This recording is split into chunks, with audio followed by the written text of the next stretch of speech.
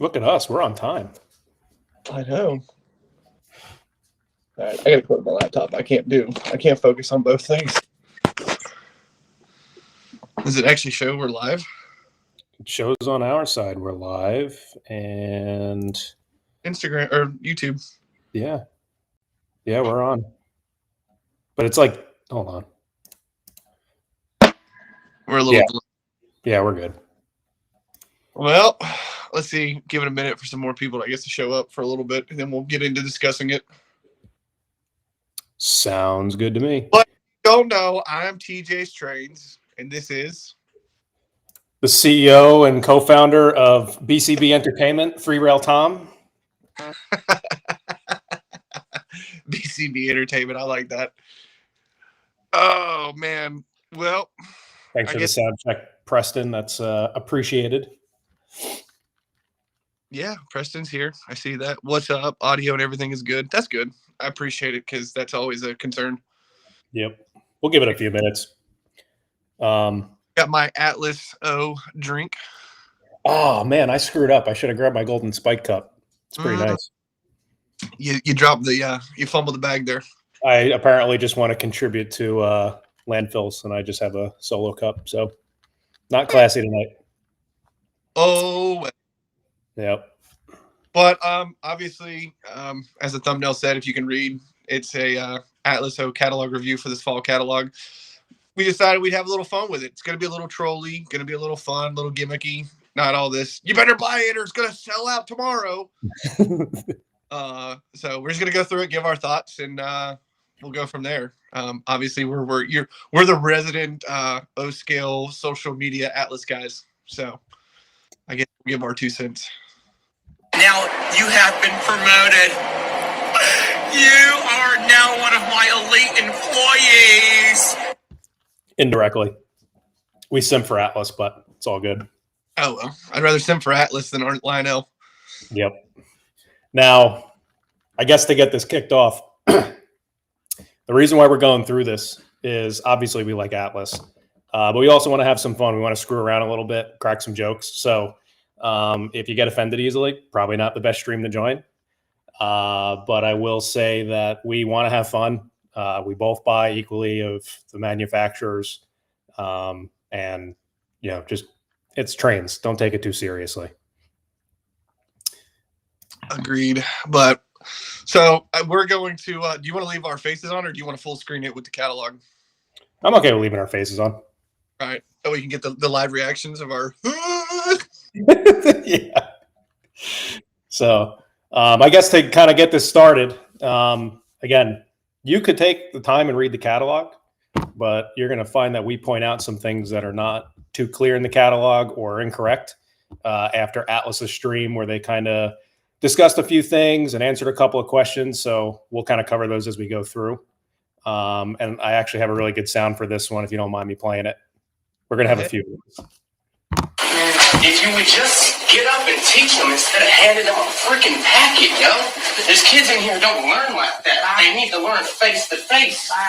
You're just getting mad because I'm pointing out the obvious. It's true. People don't read the catalog, always have the same questions, always are talking trash before they actually try to dive in and understand it. So that's fair. The point of doing this. Anyway. This is definitely going to be more informative and not the, oh, look how cool this is. It's actually going to dive into it and try to explain, like, did they get something right? What are they doing? How are they going to make it better? Things like that. So we can actually progress the hobby, not just sit there and be like, ooh, look, more Santa Fe boxcars.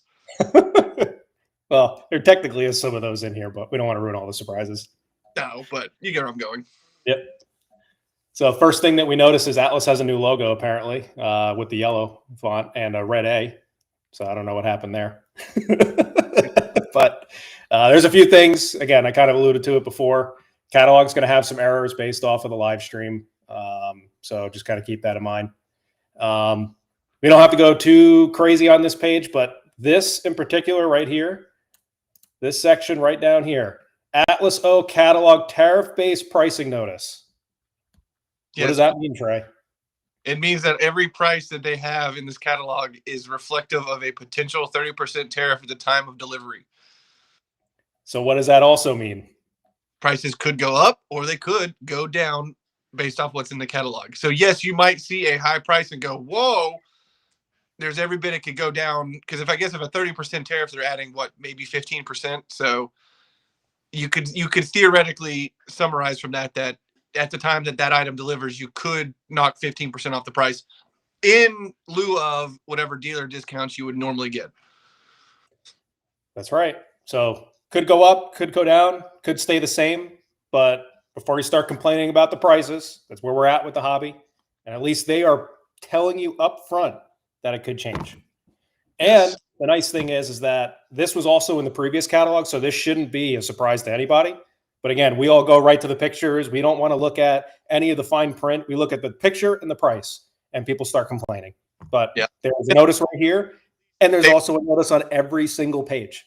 Yeah, and it's nice they are upfront about it. As other catalogs, you'll see you've pre-ordered an engine at say $13.99.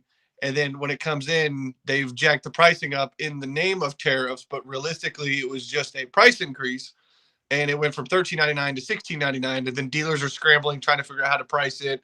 You're now paying $200 to $300 more than you were budgeting for an item. So at least here, I understand it's expensive, but you can budget and plan for the worst case scenario. That's right. So, and again, with everything going on in the world, and I understand the turmoil in, the U.S.-China trade, you probably should be planning for the worst to think the price would go up, but hope to God within the next 18 to 24 months, everything will chill back out by the time a lot of this stuff gets delivered. That's right. And you shouldn't be afraid to ask your dealer about how the tariffs impact the pricing when they come in, because, we live in a very interesting time. People don't understand tariffs. And you may see some pretty large swings on the prices. We noticed it with the first set of, engines and cars that came in. So, don't be afraid to ask your dealer and fact check it with another dealer. Yep. Anyway, I think that's enough on this slide. So let's go to the next one. Ooh, is that all the kind of knowledge dump you all up front, which is kind of unique. And I think what they're trying to do is just highlight the key things. Catalog's not really that large, so I'm surprised that they spent the time to kind of summarize it. But, if you had like a Lionel size catalog where it's, up to 100 pages sometimes, maybe this would help. But, for 37 pages or so, I don't know. I could definitely ruins all the surprise. Their older catalogs now, what they're doing, kind of the MTH style of a monthly release.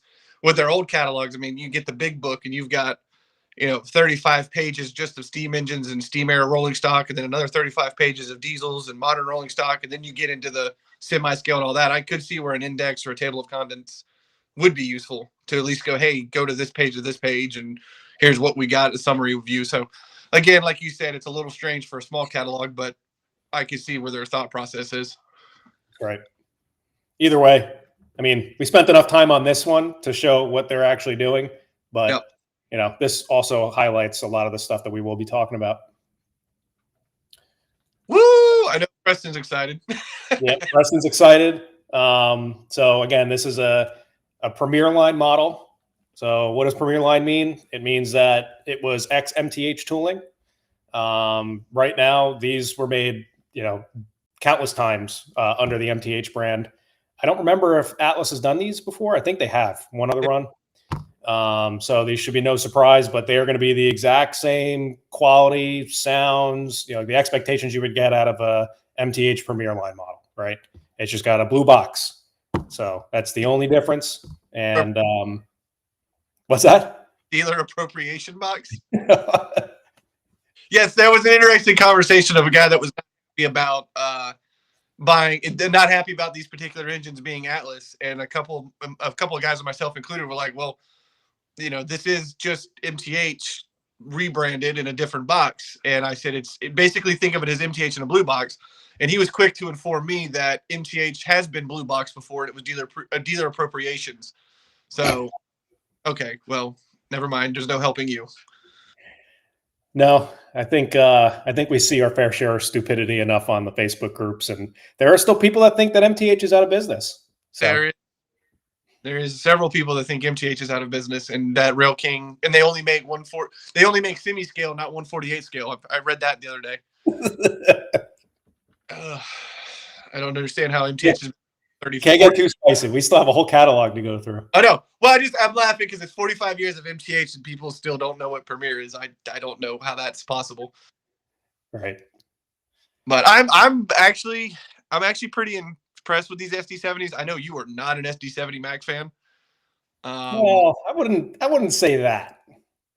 There's a few of these paint schemes that look good. Like, you know me, I'm not a Susquehanna guy, but that looks pretty sharp. Yeah.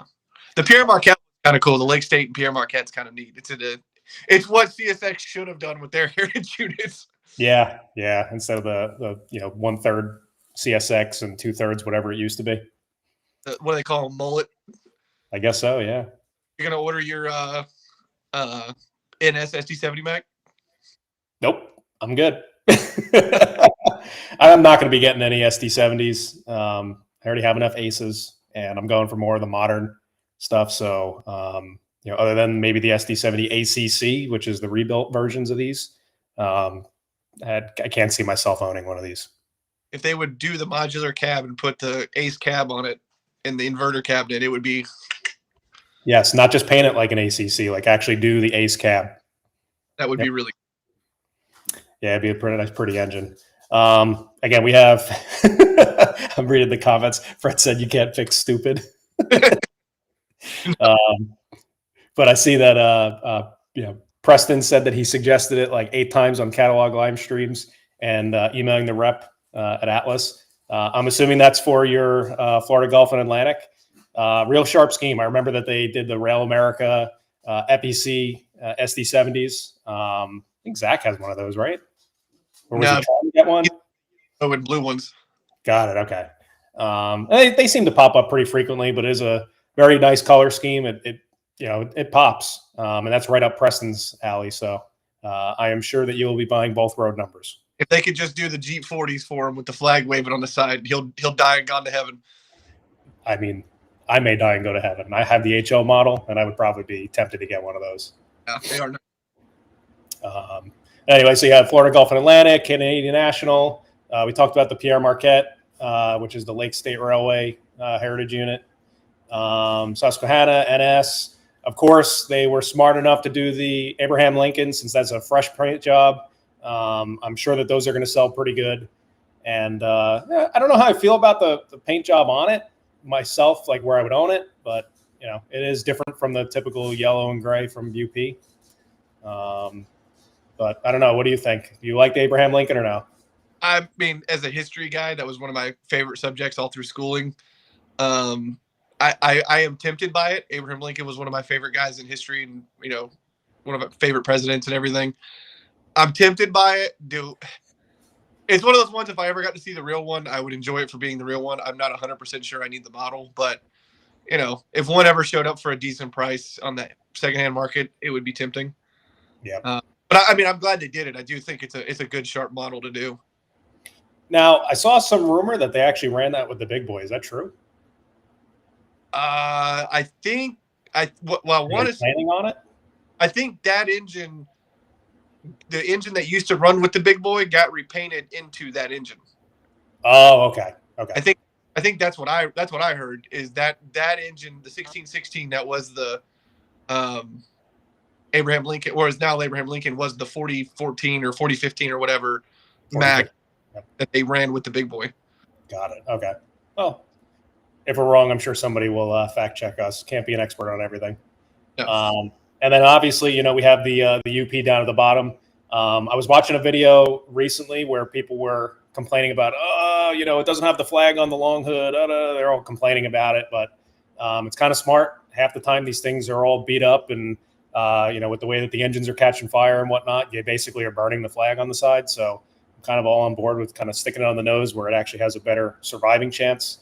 And, the paint jobs, obviously we want to see a big American flag, but I also don't want to see our flag on fire. So that's a valid point. I never thought of it that way. Yeah.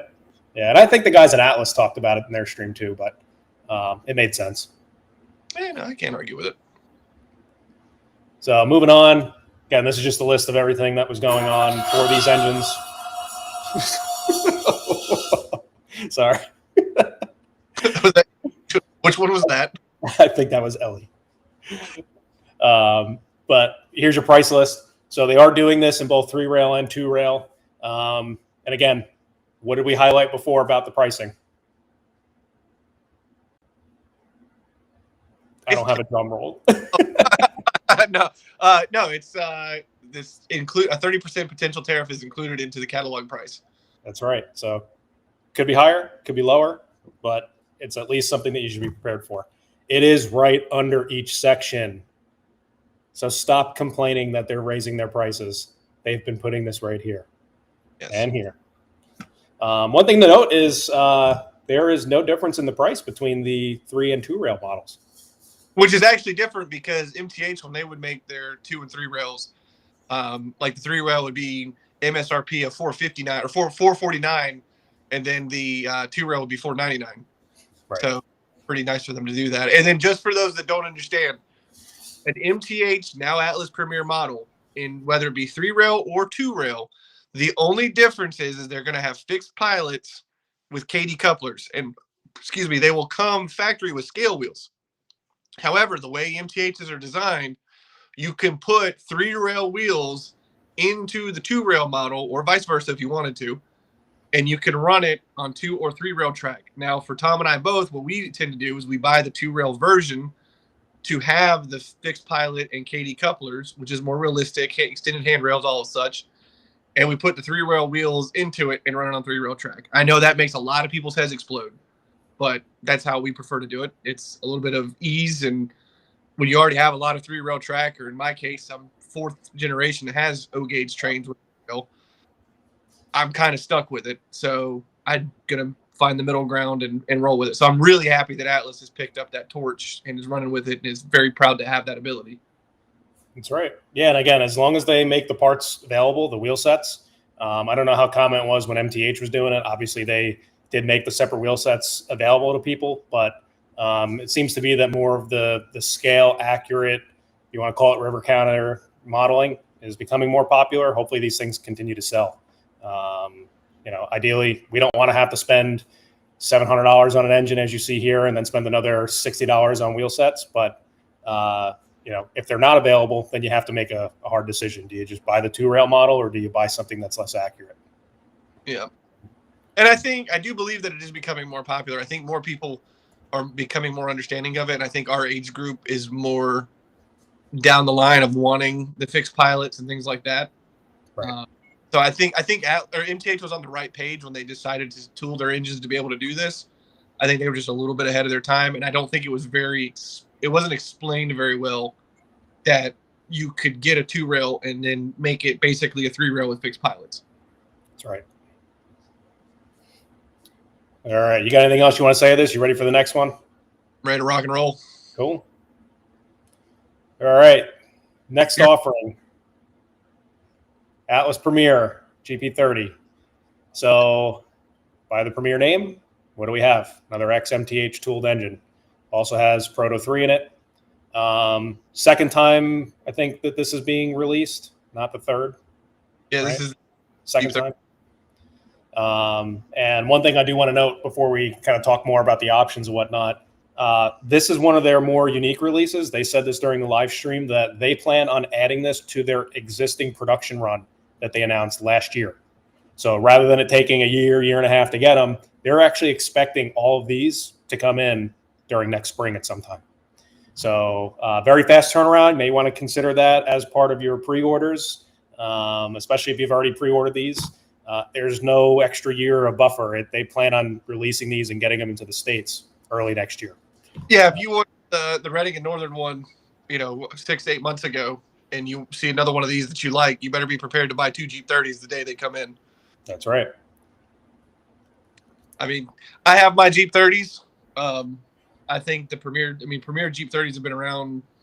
God, they're Proto 1 tooling. They've been around for time. I think they're a classic good model. Not 100% up my sleeve to buy any more. But I think they're a good overall model that people can buy if you're really into the 60s, 70s, or even into the modern stuff. They're doing a couple that are for scenic railroads. So, maybe you live by them or you've ridden behind that scenic railroad and you'd be interested in having one. I think it's a cool option. I just don't think it's something that is particularly for me. I've got my Jeep 30s, and that's all I really need. Yeah, I got to agree with you there. The Jeep 30s don't really do much for me, even with a more modern scheme like the BNSF.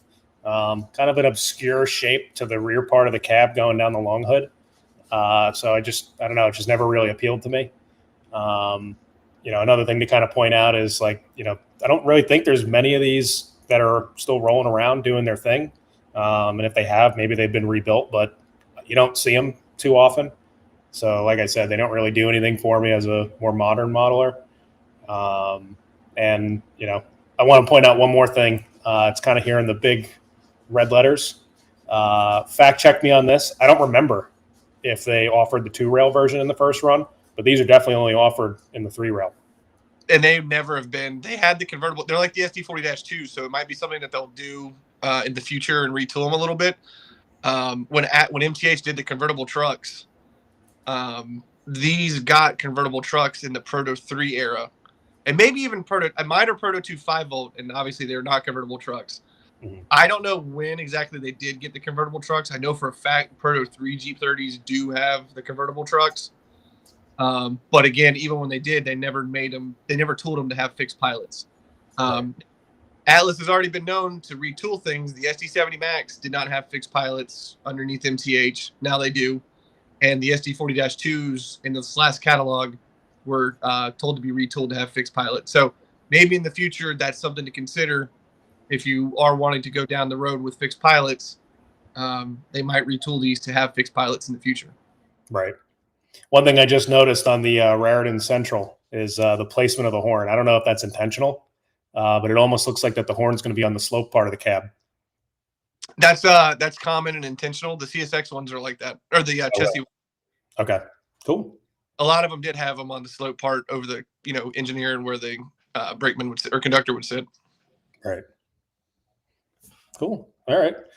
Well, going on to the next page that kind of talks more about the features and whatnot. You can see that these actually surprised me with the price, $729.95 for a Jeep 30 that's been around since, again, like you said, the Proto 1 era, right? Very impressive that they're going for that price now. But again, factor in that 30% with the tariff. I also see there's a couple of notes here. Some of them are getting ditch lights. Some of them are not. It looks like the only one that's not is the Norfolk and Western, right? Yeah. And I think this would be the first time these have gotten ditch lights before. That's a good point. I don't think I've ever seen them with ditch lights, so that's pretty cool. That would be really cool is if they retooled them to have high hoods. That might be something to gravitate towards, but right. I don't think. I mean, like I said, I've got my pair. I'm happy with the chassis ones I've got since I was a kid, so I don't see myself buying any new ones. That's right. All right, moving on to what you mentioned earlier, which was the SD40s, right? So they hit you right with the good stuff up front, the Wheeling Lake Erie. That's a chef's kiss of a paint job. Real engines painted that way. They're going through the little details of making certain that the horn is the right color. I think that we're doing something else on the front that I'm missing. They mentioned it during the stream. They're gonna have brass bell. The brass bell, that was it. Yep. But they're going to try to do that as close as they can to the real model. And as you can see, it's limited edition, so it's a collector's model. That means they're only doing it once. They don't plan on doing it anytime after that. So you're going to want to pre-order this. These will sell out when they get to dealers. But it's sharp. And it looks like they're only doing the one road number. I think they only did do one of those engines, right? Just one. The only thing that's for me is going back to it is they just did a thing. They just did the catalog in the spring with SD40-2s, which you ordered some that are 2-rail. Yep. So I don't know why they're only offering these in 3-rail. Is it that they don't think they're going to try and do multiples? I don't know, but it's definitely, I'm going to email them because I was all in for one of these and I really don't see myself spending the money for a 3-rail SD40. As cool and unique as it is, I don't want to have to buy it and then figure out pilots and do all that work. Right. If they can come back and rectify it and say, yeah, we'll do them in 2-rail, I'd order one, but I don't see myself ordering a 3-rail version. Yeah, again, I mean, you have to consider the price of it too, right? $750 if you were to pay that with the tariff and whatnot, maybe a little bit less if you get a discount from your dealer. But $750 for a 3-rail engine, if you're a guy that likes accuracy and the fixed pilots, the scale couplers, it's a lot of money to spend only for it to become a project. So I know you and I, we try to target like the maybe 350 range when we're doing projects that do a lot more of these swaps, but anything more than that is kind of like, it's not really worth it. But it's also like you're cutting up you got a lot of money tied up into it, something that you're going to be cutting up and having to drill into and tap and do all this stuff to mounting it. And there's always a chance for an error to happen. And then you're going to be sitting there going, wow, I just ruined a $800 model. That's right.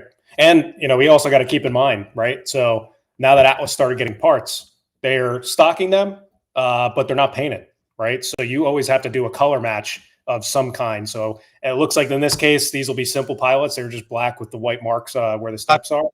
Stripes or anything like that. Right. But I don't want to do stripes. I don't know how Jay does the stripes on his, but that's too much work for me. I'm going to keep in mind is you're going to have to paint it. Yeah, you have to paint the parts. I did the stripe pilots on, and I'm like, nope, never doing that again. Yeah. You can't convince me to do it. But again, to go back to what you mentioned too previously, they weren't done in 2-rail except for the last announcement. So this is going to be new parts. So you can't even get the parts for this afterwards. You're going to have to get them when they first come in, and then paint them up, and then hope that it matches when the engine arrives. So it's a lot of work. Not worth it, in my opinion, for the price. It's worth an email to ask. It's not worth just pre-ordering and hoping. Right. What's up, Sedano? That's right. Appreciate you stopping in. So that was actually kind of a funny one. I probably should have known this, but I thought they were doing more SD40s. Is that the only one? They're only doing that. They're only doing that one to tie in, and that's where I'm confused. Also, are they going to tie that into the run like the Jeep 30s? That's a good point. I don't remember them announcing that. I would assume they are. That's what I'm saying. Makes sense. Right. But again, you're also kind of shooting yourself in the foot, right? Maybe it's not so bad adding one extra engine, but when you have like the Jeep 30s, they added 5 extra paint schemes for you to choose from, right? That could be a lot of money for somebody, especially at the price point, the $730 for a Jeep, for a 4-axle diesel. That's right. All right, so moving on. I'm actually really happy about this page. I don't know about you, but this was a long time coming. Seeing these in person from the previous releases, this is a master line option. So again, they're going to be releasing this. This is going to be their best quality, highly detailed. Like, it doesn't get better than that unless you start buying the $1,000 plus brass engines or anything like that. So these are the nicest MP15s, or really any of the switchers that are on the market, in my opinion. Oh, we actually did. There's a comment here I want to address. Yes, you're right. They're not going to have smoke units based off what they said. And personally, for myself, and I know I'm speaking for Tom here, and I'll be right, that does not hurt my feelings whatsoever. Being that we do a lot of weathering and things, I know a lot of people like smoke. They like the effect. That's fine. But for us, that causes it wreaks havoc when you're trying to weather something. I can't tell you. I know you've dealt with it with that ES44. I've dealt with it before in the past. Any sort of weathering or smoke fluid that seeps out gets, sometimes people overdo it and it gets inside the body of the model.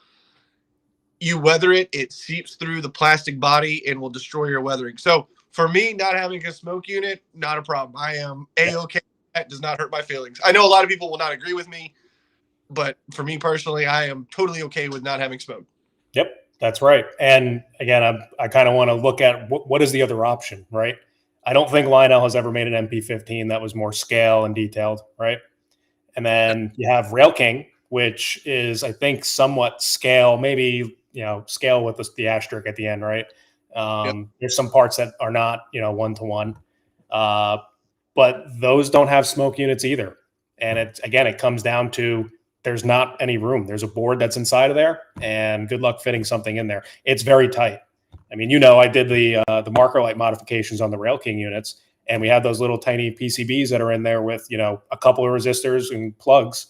and just adding a set of wiring in there is, it's a nightmare. So, out of that body. yeah. And again, I got, like you mentioned, we weather. I'd rather not have any opportunity for the smoke fluid to ruin it. So totally on board with not having it on there. And again, if that's an issue for you, there's none of them that are on the market right now that do that. So, I mean, it's the same. If anybody that's watches Norm Charbonneau, he doesn't do the same reason. He pulls smoke units out of his stuff because the oils from the smoke fluid will destroy weathering, and it. Right. So if you're just a runner and you have real track, fast track, unweathered, doesn't matter, tubular track, it's not going to be a problem. But for us, I'm running Gargraves that I weathered, everything's like that. It gets all on it. It'll screw up your weathering. It's just a nightmare if you're doing that stuff. Right. But hey, I mean, I'll still run. A few of my steam engines, I'll still run it here and there because the JT Mega Steam gingerbread and stuff like that does smell good. I don't know, man. If Fred's still watching, he could tell me in the chat. But Blue Spruce, that's my stuff. Yeah, well, when I was down there a couple weeks ago, that Blue Spruce. That's right. That's some OG stuff there. Yeah, I need like a diffuser for my house for that stuff. I'll just pour the whole bottle in there. I love it. But anyway, let's go back to this. So it's been a while since they've done these, and I'm very, very happy to see that they're doing them with the MTH boards in them. So they're going to have Proto 3. I think the paint schemes do enough of a demonstration that the coloring is not just modern and it's not just 60s, 70s, 80s type of railroads, right? You have a good spread of modern and older equipment, which I love because you're appealing to the guys that have been in the hobby for a bit or they want to model stuff that they saw growing up. Well, in particular, why I want to get the NS one, but that's what I grew up seeing. I have seen engines like those at Altoona when I was a kid and went to go visit, watch the trains get pulled on and off the turntable. They were using an engine just like that. So I'm real happy to see that. I don't want to ruin the surprise about the price, but I think it could have been a lot worse given that it is a Masterline model. But I mean, these renderings are pretty close to how like a good representation as to how detailed these are. These are, like I said, the nicest switchers that are made on the market right now. Pilot, they're extended handrails from the factory. Yep. They have detailed interiors in the cabs. They're just, they're amazing. If there was a CSX MP15 with the boxcar logo, I'd be like, well, I guess I'm just going to have to figure it out. That's right. See, there's not. But I mean, if you look at them, just the intricacies of each model and showing that, the Conrail has the twin stacks, BNSF has the twin stacks, the Reading and Northern and the NS have a different muffler system on them. They're going to be a very good representation of what they were when the railroad had them. And I mean, there's a Southern variant. The Southern variants obviously became Norfolk Southern, so you can see how Norfolk Southern adapted the MP15s that they got through Southern. So, going back to what Tom said, that is one thing that people, I think, kind of overlook is everyone goes, well, why don't we have this? Or you didn't do this, or you didn't do that. And it's the same railroads that have been done every catalog for the last 30 years. It's nice for us, we're in our 30s now. These are all the things we saw 20 years ago as, early teenagers and were stuff that we remembered. And now it's like, oh, wow, we can have it and model it. Right. So good to see it. It's nice to see that O scale's kind of starting to tailor into where HO is doing the more specific modern models and things like that, not just kind of throwing a paint scheme on something. Right. And I mean, you kind of pointed out there's some of the variations in between them, notably the exhaust stacks, but I don't know if you noticed on the hood section, the slope section is there present on some of them. And then they have the more rectangular feature to them, like on the Conrail and yeah. Isn't that something with the AC versus DC? I thought so, but they're still calling it DC. So we probably would need to do some research on it. I mean, you know me, I'm also a Long Island Railroad fan. I don't care if it's AC or DC. I would, sacrifice a little bit of detail as long as it has the squared feature on the hood. I would definitely be buying Long Island Railroad or New York and Atlantic versions of these. Shameless plug. I definitely need my New York and Atlantic. So hopefully Atlas is listening. If they had New York and Atlantic in here, you would commit atrocities for that. I'd be selling some of my collection to make room for that because it'd be expensive, just like the Jeep 38s, which we will not talk about in this stream. We can leave those on the table. All right, so they're doing BNSF, they're doing NS, the Reading. I know Fred's going to be going for the Southern. I'm real happy about that because that was, you know me, I'm not more of like a Southern Railroad type of modeler, but that was very tempting for me to get instead of the NS just because it looks pretty. So thankfully Fred's biting the bullet and he's getting it, so I can technically enjoy both from time to time. My dad will be glad to see that because I showed my dad that and he's like, And I was like, don't worry, Fred's get it. We'll go enjoy it at his house. Right. That's right. And that's what I tell any of y'all that are maybe watching or sharing. If you've got groups of friends, I know that's what me and Tom do. I've kind of tailored off more towards CSX and he's focusing more on NS, and he's got a little bit we both have a little bit of both, but I'm focusing more on one and he the other. So when I go down there, it's fun because I can be like, oh man, let's run this because I don't get to see it. Or if he comes up here and be like, oh, let's run more CSX. I would definitely encourage you in friend groups.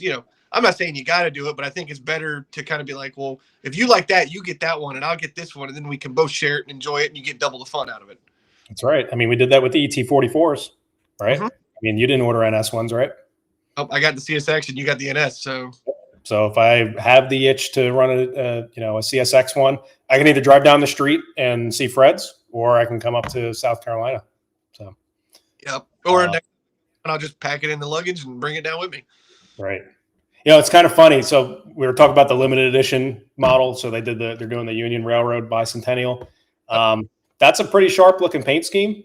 It kind of reminds me of the Bicentennial swoosh on the Long Island C420s. Just in reverse. Yeah. It's kind of neat. But again, we'll mention it one more time. Anything that's the limited edition collector series, they're doing it once. So you have to buy it now. Otherwise, you're buying it on the second market and paying an obnoxious price. Ooh, you said that. We weren't supposed to say those things. No, but honestly, for those, it's probably going to be true. Yep.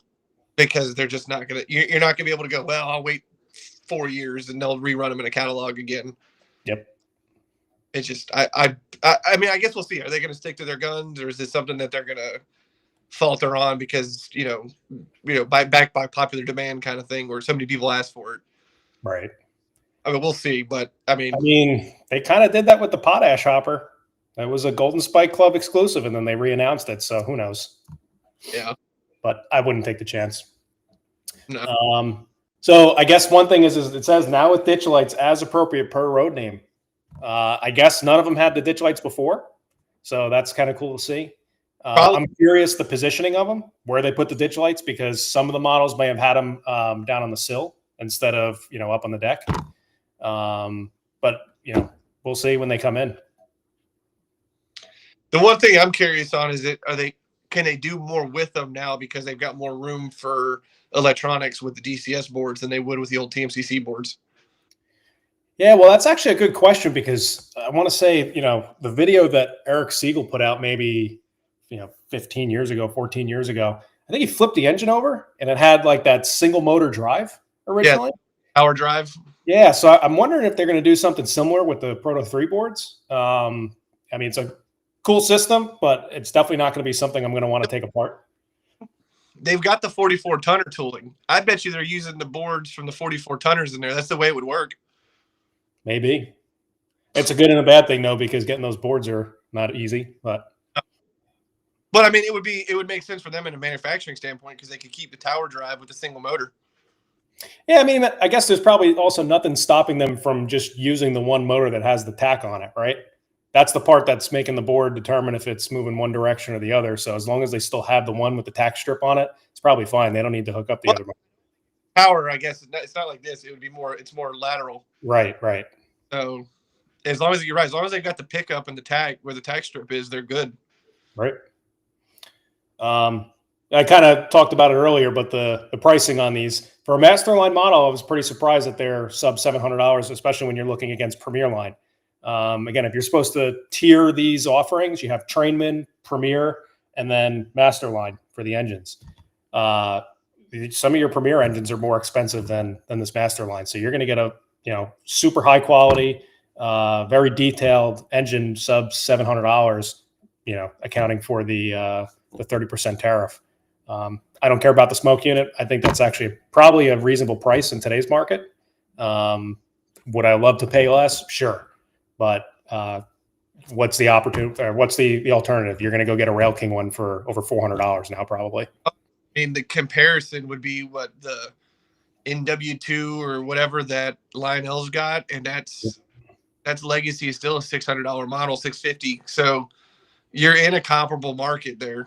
Yep. I mean, I know it's overpriced, but if you're going to compare the MP15 as the modern switcher, because the NW2, the SW1, I think they have. I don't think they've got anything else. Those are very old switchers. The MP15 is the more modern 4-axle switcher you're going to find. So it's the only comparison really on the market, as you said earlier, is the Rail King. Right. Yeah, be a $400 model, but there's a reason why it's $200 less. That's right. Now, as a runner, if you're going to buy it and just run the crap out of it, yeah, buy the Rail King one. It's close enough. Right. But wanting to model and you want something specific, you don't have much choice. Yeah, I'll tell you what, when mine shows up, because I'm going to be getting an NS one, I'm going to sit that next to my Rail King ones, and I'm just going to let the picture speak for itself. There is no comparison. Oh, God, no, there is none at all. Yep. Let me, I'm going to go top off a drink, and I will be right back. All right. So, for a second. It'll just be a second. I guess I'll read some of the chat while Trey's getting another drink. Let's see. Starting with Preston.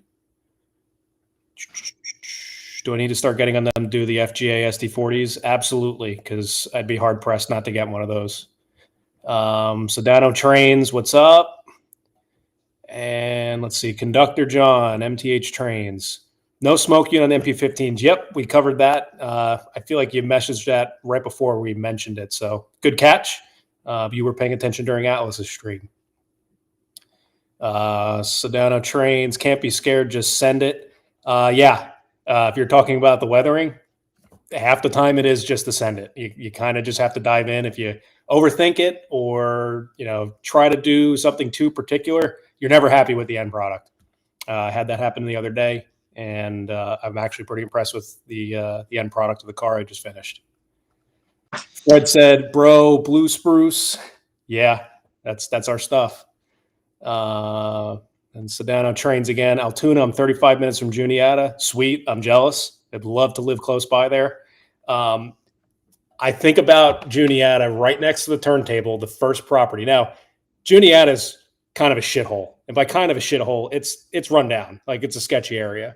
It's an old industrial town that has no economy anymore. Correct. So it's funny because I feel like, real estate there's probably not like it is where we live. But I feel like that is prime real estate being right next to Juniata shop. Right next to the turntable, turn it into a viewing platform. Like there's some foamers out there that are trying to figure out how to buy that property. I mean, shit, maybe, me and Fred want to go buy that Sonny's. Maybe we'll just go buy that and we'll, what is it? In Gallitzin, they got the Station Inn right there at Gallitzin. Yep. That's right.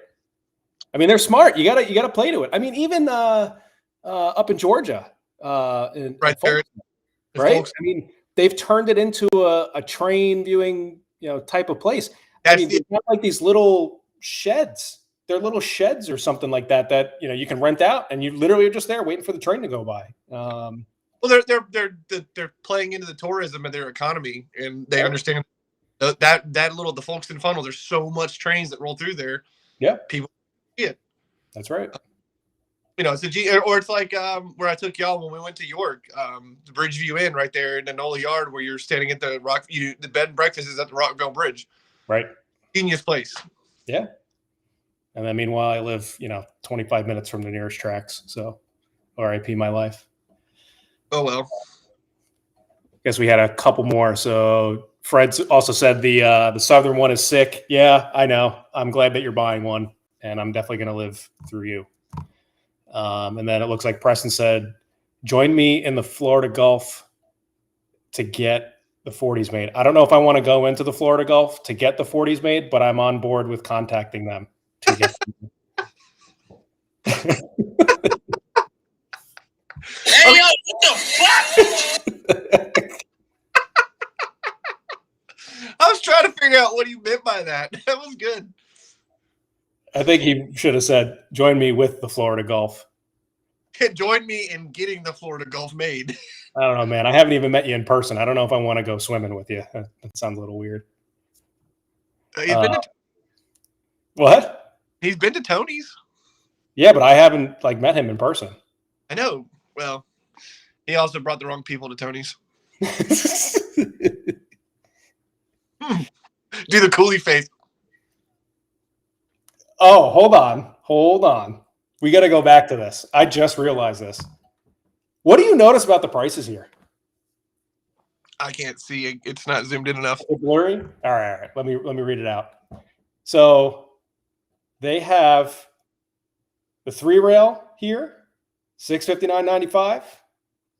The 2-rail, $659.95, which is cool. What are these $459.95s? DC only, maybe?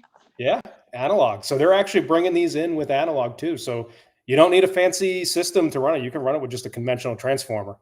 I don't think that these are going to have any sound. So it looks like it's just DC, DCC. Put your own board in it. But for a $200, because then you can go get whatever, especially for the 2-rail guys, that's genius because you can go if you want lock sound, if you want Blue Dami, or if you want well, I guess ESU is lock sound. That's right. Whatever one you want, that's genius. That is good. That's something that Sunset 3rd Rail needs to pick up for the 3-rail guys, is sending an analog version out. We can do an entirely separate live stream just talking about how this hobby needs to innovate and make it more, just like the HO and N-scale guys. Don't want to go into details, but it's along the same lines of this 2-rail analog type of mindset.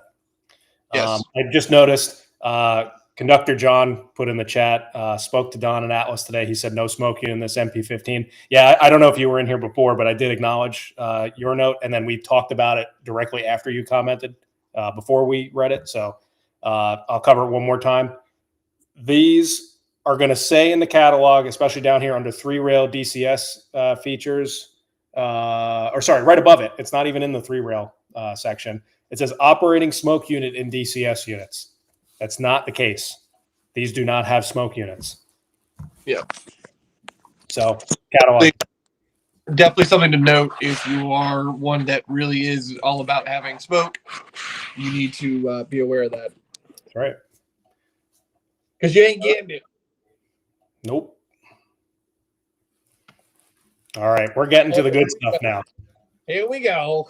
So, again, I don't know how much you watch the live stream, Trey, but I kind of want to just recover, the intention of having the slide like this. I watched this where they were talking about it in their meetings. I mean, the whole point of it is to kind of talk about the history of, why these cars even exist, if they're still moving around or if they were used between a certain time period. And it's just a little bit more than just being okay, I'm going to buy this car. Or if you start looking at more of I'm modeling a specific era, how do I know that this car existed, right? Especially during, the 40s up through the 70s, there may not be as much online that's easily accessible to do more of that research and look at, trains or videos to see what's in them. This may kind of guide you a little bit better as to, hey, would I run a Tropicana box car like they have right here, the Evans box car with a 60-foot box car that's more modern and has the FRA striping? No, you wouldn't. By that time, if they even are still around, they're going to be all patched out, rusty, and that Tropicana logo is extremely old. So it's been a while since I wore it. But I do actually like that they did. The one thing that what they said was it was smart is during their meetings going over the catalog and preparing for it, a couple of the guys that do the catalogs and set them up were, they come in with all their information explaining why did we do it? Why did we choose to do this? Why did we choose these paint schemes? Blah, blah, blah, blah. Why did we decide in this case to make new tooling? And their boss, I guess, is one of the directors or something for Atlas. I don't know where he is in the management said, you guys come so prepared, why don't you pass this info along?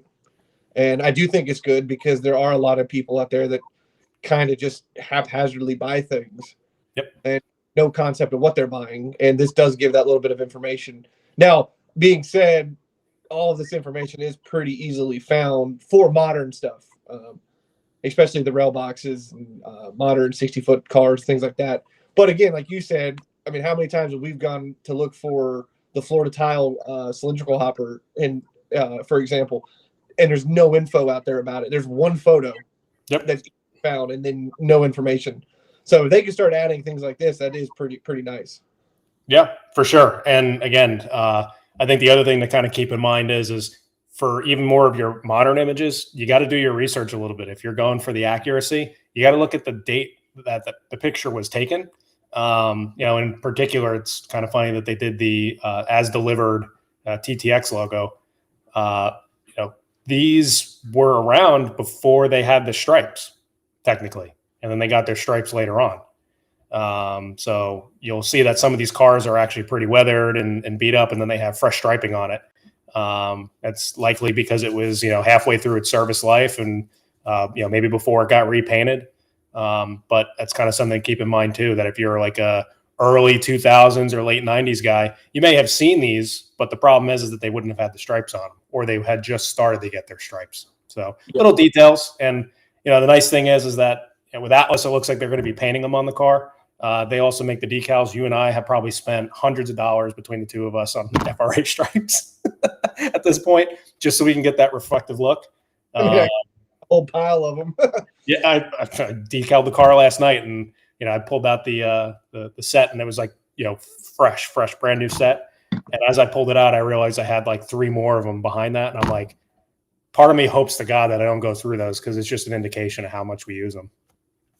No, but I mean, if for us, I mean, you try to aim for a little bit newer than I do, but I mean, I'm even with CSX or NS, it's say 2005 to 2020, right? Even or you want to go 2010 to 2020, everything's gonna have FRA stripes. Everything's gonna be graffitied. Everything's gonna be weathered. I mean, even the heritage units through that time period were pretty wore out towards the end of that time period. So,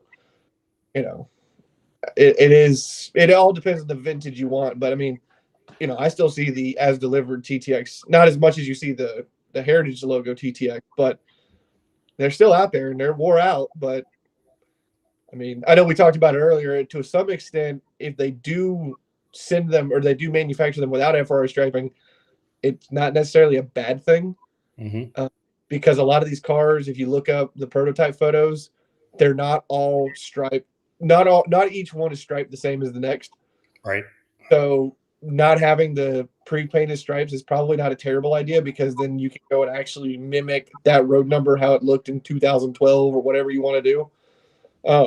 Because one thing that I've learned, and I know you've learned it, they're not symmetrical. They're not perfect. They're not ever up and down perfectly horizontal or vertical or whatever.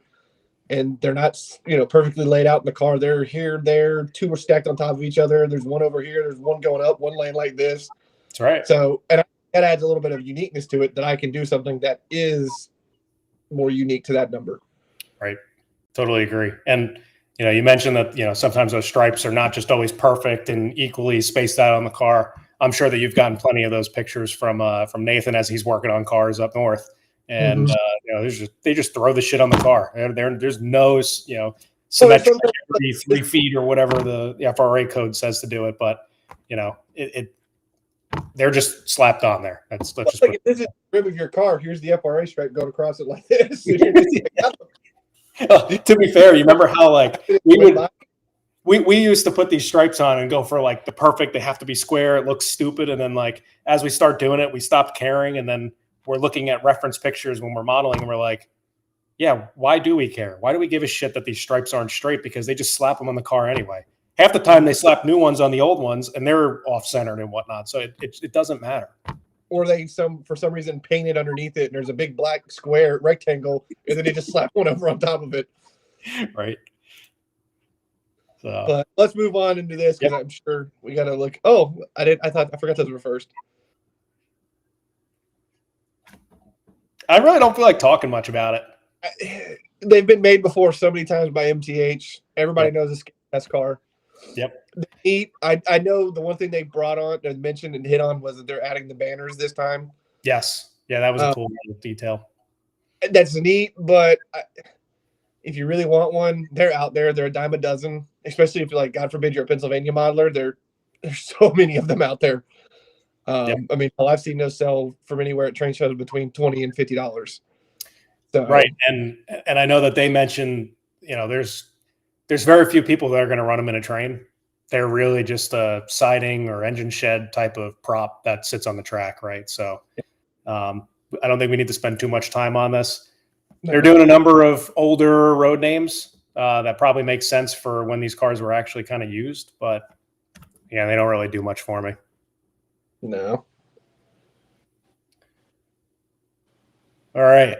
Premier Colt Porter. So this is, a little bit of a bittersweet kind of release, right? So they've done these before. MTH did them how many times? Because it's their X tooling. Well, even MTH just recently did them with the shared tooling thing. So they're still both making them. That's true. This is one of those things that I guess, they have the shared tooling agreement and they're able to do some custom runs for, still under the MTH line, but it is technically Atlas's tooling now. My gripe with these when they first got announced from Atlas was just the sheer increase in the price. They're really not anything special, right? They're entirely plastic. They still have the older MTH style roller bearing ish type trucks, but they don't have the spinning caps. For all intents and purposes, they're kind of a cheap car. Like, of course, I would love to have cheap trains. I don't think that these should be over $65 normally, given we're in a different time now. But 65 is probably the max that I think these things are worth. I guess one thing to kind of point out, though, which is a benefit, and if you watch the Atlas stream, it was the only question that they answered, which was my question. Atlas is working on a new truck design for all of their Premier line cars.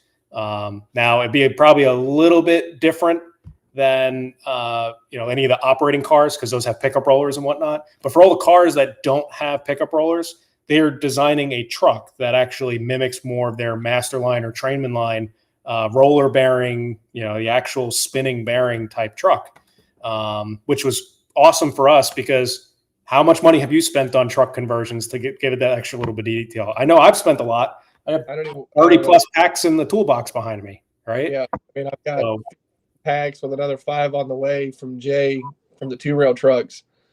And then, I mean, I know trucks that I've bought to use and things you buy here and there and rob trucks from and swap 2Rail. I mean, it's kind of ridiculous. And I think that's a huge, huge benefit because I think that was something, especially keeping the price the same. I think that in itself would help justify the extra $15 per car. Yep. Because you're going to spend $20, $30 a car to those trucks. I think that's a huge thing. I think that's a very smart move. Right. And being the fact that that's going to be your Colt Porters, your air slide hop, the 50-foot air slide hoppers that they've got from MTH, the Gunderson 50-foot high cubes. Yep. Oh yeah, that's a big one. With roller bearing trucks, that's going to blow them out in the market. Right. So, I mean, just all of those things now are going to have what you come to expect from any other Atlas line with the roller bearing trucks. I know it's a really minute, stupid detail. 90% of people probably don't notice. I just think it's something that for the money you're spending, I mean, for God's sakes, HO engines now have rotating bearing caps. There's no reason why O-scale rolling stock should not have rotating bearing caps. 100% agreed. And that's why it's kind of nice that, going forward, like I was mentioning, they announced a new Premier car in one of the previous catalogs that was not MTH tooling. So it looks like they're kind of marketing it under that. But that was their first car that they were like, we're going to do these roller bearing trucks that are specifically designed for the Premier cars.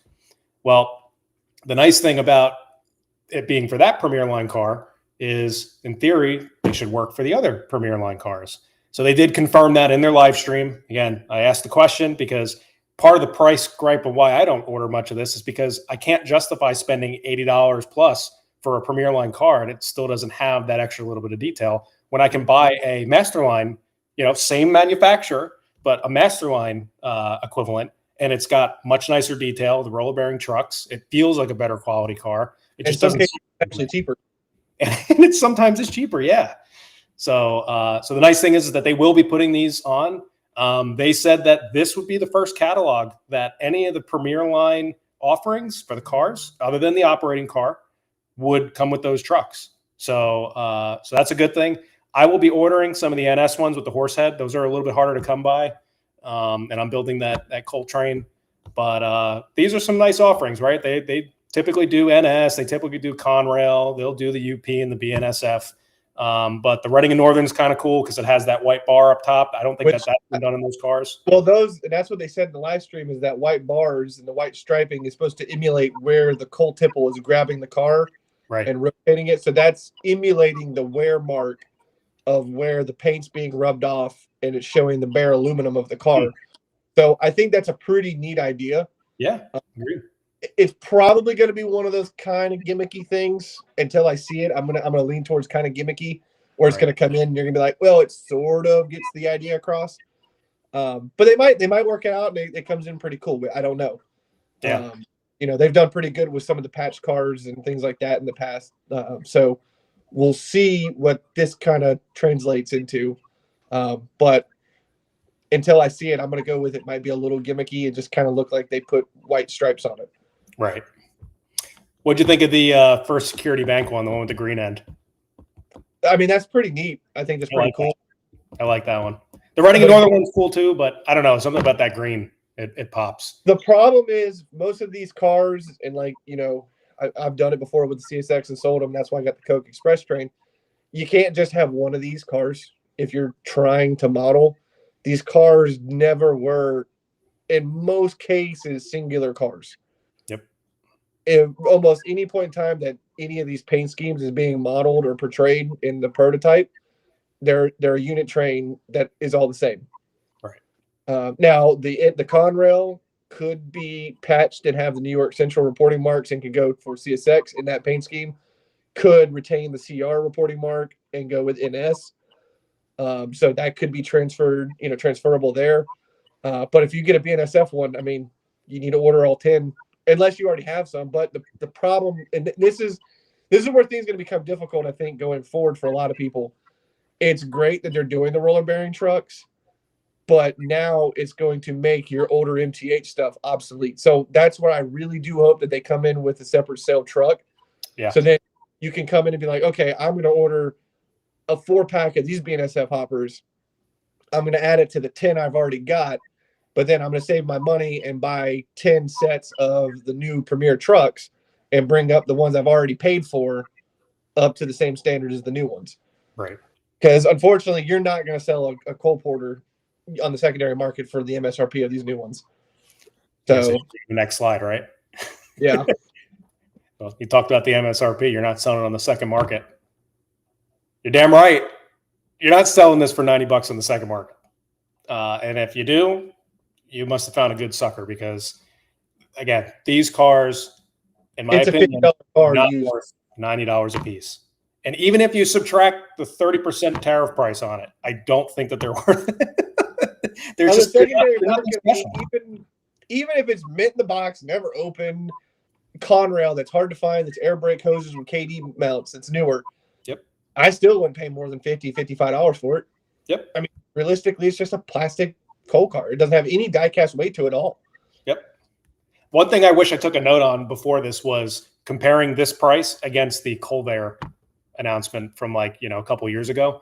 Comparable, type of coal hopper, and seeing. I want to say the Colberts were $69.95. And those are, they have weight to them. They have a metal chassis. They're detailed. They have separately applied detail for the the steps and whatnot. Yeah. That I have way too many that I probably don't need, but they're all converted over into scrap cars. You have a bunch. They pop up for anywhere from $40 to $60, and those are much nicer than these cars, without a doubt. You can't compare. And that's the crazy part, and I want to really stress on, there's a lot of Masterline cars out there for pretty good pricing. There's a lot, everyone focuses on Berwicks and Trinities, but there's a lot of really good stuff out there that you can still get for good prices. And it's, their stuff from 2005 is more detailed than what a lot of the MTA stuff was. Now, at the point in time, the Atlas stuff was way more expensive because hell, a Premier Colvare or Colporter in mid 2000s was like a $39.95 car. Yep. So you do keep that in mind. There's a lot of guys out there that have paid $39 MSRP, which would have been probably close to $30 at a dealer. And then now they want $99 for the same car. So I can see where that's hard to justify, even with the newer trucks for some people. So biggest thing I'm saying is go and do some research and look at some older Atlas stuff, because there's a lot of things out there that are pretty damn good things that are little hidden gems that you don't know about. That's right. And I know we covered, again, $90 MSRP for one. You can see that they're doing 4-packs here too. So the MSRP is going to be about $360. And then they're also doing them in 2-rail. These are some of the cars that have a price difference. So between 3-rail and 2-rail, it looks like it's another, $8, $9 or so, or the 80, $90. Yeah, $8. So $8 more, you get a 2-rail car. And then it looks like that they kind of correlated that to the 4-packs as well. It looks like that they are doing 2 individual numbers for the single cars. And then for the 4-packs, they're going to have 2 separate 4-packs. So in total, if you wanted to build a train with just Conrail Colporters, you can get 10 individual numbers between the 2 4-packs and the 2 individuals. Which really isn't a bad deal. No, and in O scale, that's a decent sized train for what most people are going to run. You know that I have such a problem right now with having over 20. I'm never going to be able to run them all in one train just based off of the size of the layout you need. You've seen my Coke Express. I still got cars to do, and I'm already at 20 cars. But having the variety of stuff you can change in and out and whatnot. If you're looking to build a coal train, 10 cars is probably where you're going to want to be. And then again, all of these, other than the Reading, Blue Mountain and Northern, and the First Security National Bank, those haven't been done before. But I think they've done the rest of them. The Reading and Blue Mountain one, I think they did as all black, if I'm not mistaken. So this one's a little bit different. I think MTH even did Reading and Blue Mountain. So I think there are some from the MTH days. Oh, okay. Wasn't aware of that. But the First Security, I think that's a new one that's never been done. Yeah. And this one with that weird white striping thing. Yeah, we should do some research, because if those are kind of sprinkled in here and there, I may get one of those. They're kind of cool. No, I do think they are cool. I think the Reading and Northern stuff's pretty sweet. Yep. All right, so then we get to kind of what I was alluding to before, which is the operating car. So these would have the original MTH trucks, right? The fixed frame, no roller bearing cap, nothing like that. They're just regular MTH trucks with a pickup roller and the little operating piece that kind of hangs down for the operating track. I've seen videos on these. These are actually kind of cool. Apparently they don't just kind of dump. They have like a motion where they kind of come up and dump. But I've never seen one in person. And they have like a weird hesitation point where they like hesitate and then do like a weird like shimmy. Yeah. I think they kind of shake the car a little bit. And I think from what Ross was saying in the stream, when they do that shake, it's usually to get, whatever may have not rolled off. So any of the crap that would be on the deck. So that was kind of cool. Didn't realize that when MTH made them. But, again, these are ex-MTH cars. May have to see one of those when they come in. I probably won't get one, but it's got a cool factor, right? Not everything has to be accurate or prototypical or have scale couplers. There is a fun factor of the hobby too, right? That's what made like the post-war era great. All the operating accessories that did weird, obnoxious things. That's having fun in the hobby. So it definitely has its place. Yep. Especially once there's some youngins running around wanting to play. That's right. These are going to be 3-rail only. So again, they're going to be just the MTH trucks with 3-rail wheels and couplers. And it looks like they're going for about $110 a piece MSRP. I can't say I'm surprised. That's probably about where they're going to be. And to be fair, you have cars that are, approaching that price from maybe a competitor that don't have those features, or they would be double the price. So, for the fun factor, and you're going to get a good quality car, it's probably not. We won't talk about how much a Weaver Hopper became. That's what the short is for. But anyway, it looks like they're doing 1, 2, 3, 4, 5, 6 different paint jobs. And I think they just opened up a crayon box and just pulled the colors out that they were in order, because They were doing all the primary colors. Hey, it's cool though. Hold on. Before I get to that one. Have you ever had a dream that you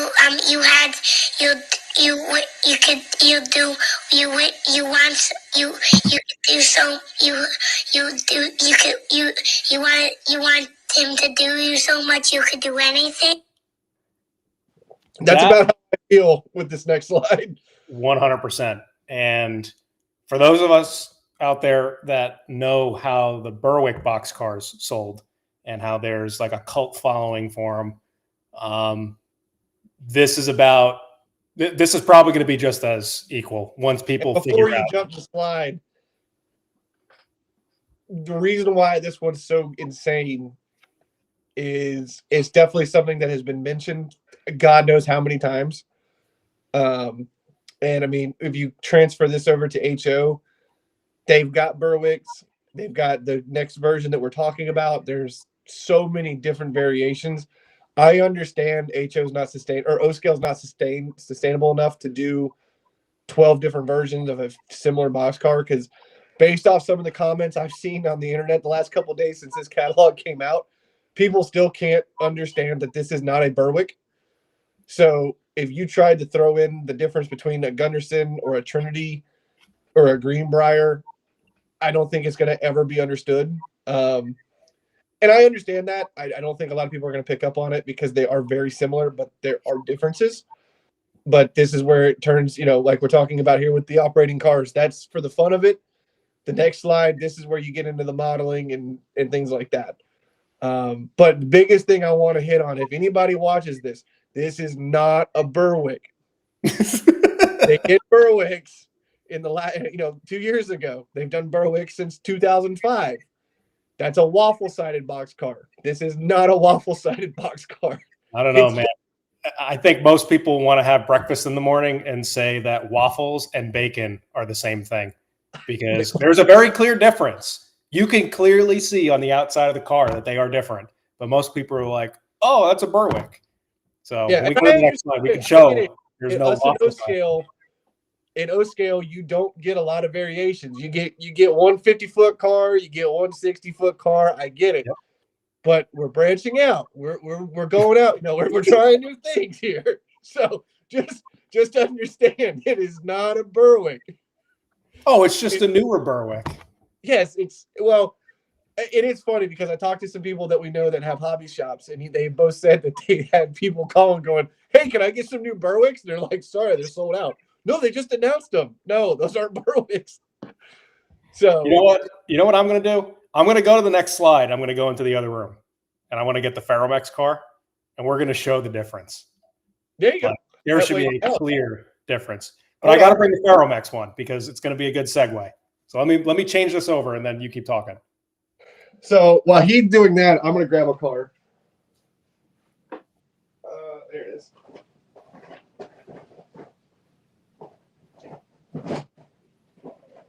But yes, it is quite comical to me how, I don't want to say narrow-minded. I think it's not used to it or something, because it's amazing how many people have no understanding that there are new things out there. There are differences out there. Now, you could call it rivet counting all you want, but it's just the truth of the matter that they are different models. So Donna, we would recommend Roundhouse South in Port Orange, Florida. So I know Tom grabbed a car, and this is the segue. Both of us, because, in Infinite, I won't say the word, but you know what word I'm going to use. It starts with an A. Mm-hmm. You got to make your own stuff. As our buddy Fred, who's watching, says, more fixery, less fuckery. That's what we went with. And I know you've got a car you custom made, and I got a car I custom made. And that's right. This style of car is what brought these on as an inspiration. I did the GATX one. Tom obviously did the Ferromex. So for us, seeing that they finally did these cars is a little double-edged sword, because one, I'm like, of course, I did all this damn work, and now it's going to be an option. But then also I'm like, thank you. I don't have to do all this damn work again. Right. So, but again, it's great because being the that me and him at least try to think we are, I'm really excited to see these. I've been wanting a CP boxcar for a while, and every time a Berwick would show up, I'm just not paying that kind of money for a car that's close but not right. So seeing the CP Rail ones, their MSRP is less than what people were paying on the used market for Berwick. So I'm okay with that. But you know that there's going to be those guys. Got to get them. They're going to sell out. Otherwise, you're going to pay an obnoxious price on the secondary market. It's true. But it's also a lot of hype. They're doing 4 car numbers of each of these. And they're doing how many options? 1, 2, 3, 4, 5, 6 where they're doing, hold on, maybe I miscounted. There's 7 cars. There's 7 cars, but one of them is a single car number. Yeah, so 6. There's 6 times 4. 28 different cars. Or sorry, we're doing 6 times 4. That's 28, right? I can do math? 18, 24. Yeah. 24 cars. Yeah. Okay, engineer. 24. Mr. Engineer over there. I can do math. I'm an engineer. 24 cars, 24 different car numbers, and they're going to be on, however many paint schemes, plus the one that's the pink car, single road number. You have your opportunity to buy the Collector Series car. Oh, and the Golden Spike car. And we'll get to the one that's the Golden Spike car at the end. So they're doing plenty of these. And I think the problem that we're going to find is that eBay is slowly destroying our hobby because people pay these obnoxious prices. So now people are like, well, I want to get in on that. And what they're doing is they're just buying up a bunch of this shit and sitting on it. Or, hey, they're buying it and immediately going out and putting it up on eBay, driving the demand all the way up. But people don't want to pay that, except for the few that want to pay $300 or $400 a car. And then everybody thinks they're sitting on gold. Right? Well, it comes into the keeping up with the Joneses thing. Yep. And realistically, I've heard people say, well, it's like post-war trains. It's all going to boom. The problem with that started on post-war. Well, no, I'm not going down post-war. I think post-war is awesome. I have some of it. My grandpa's got some. I'm not hating on it, but the example I'm giving is, yes, you're right. There are post-war box cars or hopper cars or particular engines that are more rare than hen's teeth, and I get that. But the reason why is they were used as toys. They were toys for kids. They got thrown in the attic. They got thrown into toy boxes. There's so few of them that actually survived, which is what made them rare. Every one of those guys that grew up and got into the 70s and 80s and started having money of their own to buy up that stuff created the demand and then created the mindset of you cannot throw it away. You got to keep the box, which is what I was raised into. There is so much stuff out there. None of this is ever going to get post-war, valuable and rarity because there is so much of it, especially Mike Wolf, or MTA stuff in the Mike Wolf era from the 90s and to say right before the Great Depression, or the Great Recession of 2008. That stuff is so mass produced. And same with Atlas. Atlas at that time period they're doing 4 road numbers.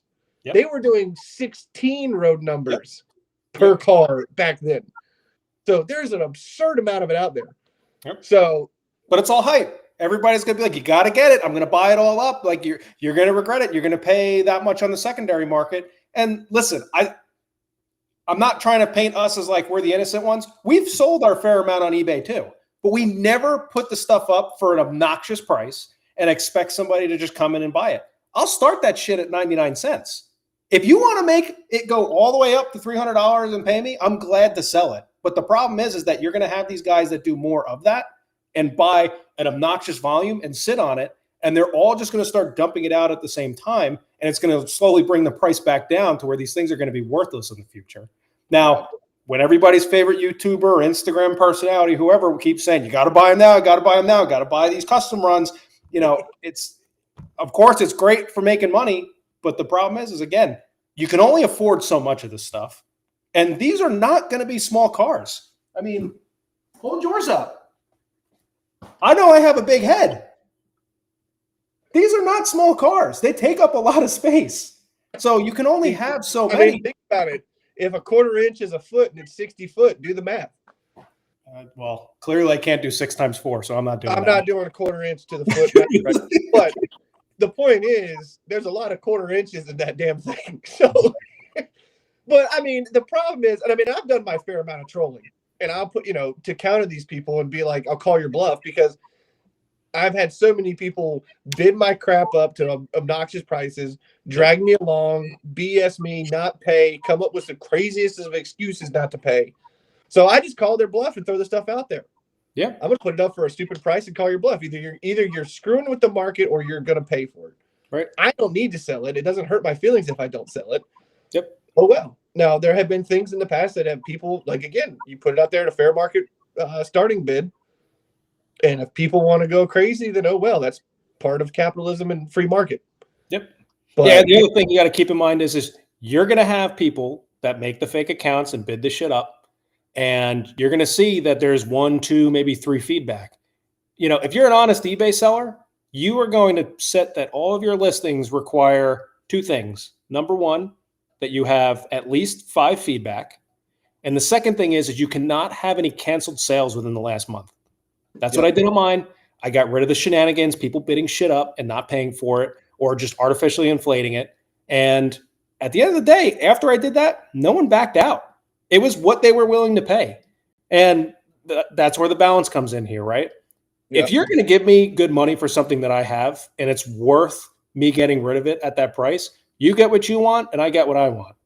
But I'm also not in it to be like, let me buy 40 of these cars and I'm going to stick them up for, $299 a piece and just let it ride. And then everybody that's going to sell them on the secondary market is going to see that and say, oh, they're all going to sell for $399. And then we're never going to have things that move around. You're not going to have that variety in your collection anymore. Well, the other thing is like, for me, it's me and you have bought some things. I'm not going to lie. I've bought a couple of things here and there, got lucky on the pricing, and then made some money later on. I mean, everybody's done that at some point somewhere. But I've never gone out of my way trying to Jew someone down on something and then resell it. You know what I mean? But the reason why I use that term is because of what that guy commented today. Yeah. Yeah. That's right, on Facebook. He's messaged me and you many a times on Facebook trying to solicit buying our stuff. We're like, hey man, I'll be honest with you, I'm not looking to sell it, but here's my sell price. Well, I ain't paying that. That's crazy. Well, you asked. Yep. And then he openly says that, why I won't buy anything new. I'll just go chew people down on it. Yep. And I'm like, that's wild. But that's where our hobbies become. There's always going to be guys like that, but. I'm not going to go up to a widow at the train show trying to sell her husband's collection. And she's got a list there. She's like, look, he paid 50, I need 30. And then sit there and go, well, really, it's only worth 20. And then walk down back to my table and put it on the table for $100.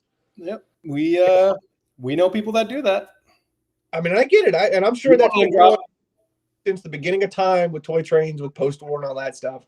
But the problem is, it used to be there was the hustlers of the LCCA and the TCA and stuff like that. Now eBay's allowed it to become more mainstream, and everybody since COVID's trying to hustle trains. Right. And I just think the crazy thing is, if you go to eBay and look, especially Berwicks, Trinities, other things like that, especially MTH diesels, and go to the sold section, you'd be surprised how much it keeps going. So, we digress quite a bit, though. We're passionate about this subject, about the whole artificial price inflation and the hype and all this crap that goes on. Well, I mean, how many times have you and I been burned in a damn eBay sale where we're watching it bid up and we're like, no shit, and then it comes down to it, somebody with a 2 feedback wins and it goes, well, could I pay you next Tuesday after the first harvest moon? And it's like, what? That's right. And then you end up blocking them, and then you find out they have another account. It's BS. Yeah. So it's anyway, just before we move on, let's talk about what we're actually here to talk about. Sort of. You're going to talk about it because I'm empty. So you start, and then I'll be back. So obviously, what we're talking about is 60-foot high cubes. Me and Tom have made customs out of the Berwicks, but these are awesome. These are going to be, they're Gunderson is the brand that made them. ACF Berwick made the Berwick ones. These are a more modern one made by Gunderson. Same company that made the 50-foot high cubes that are single doors that were the premier high cubes for years with MTH, now Atlas. So these won't have the little indentions in the sides that were termed waffles. They're going to just have panels. They're going to be great. I mean, this is what you see every day out on the main lines, especially TTX and now with the UPs. The UPs were repaints, and I want to say they started in 2019 and then starting 2020, 21, getting bigger and bigger and bigger.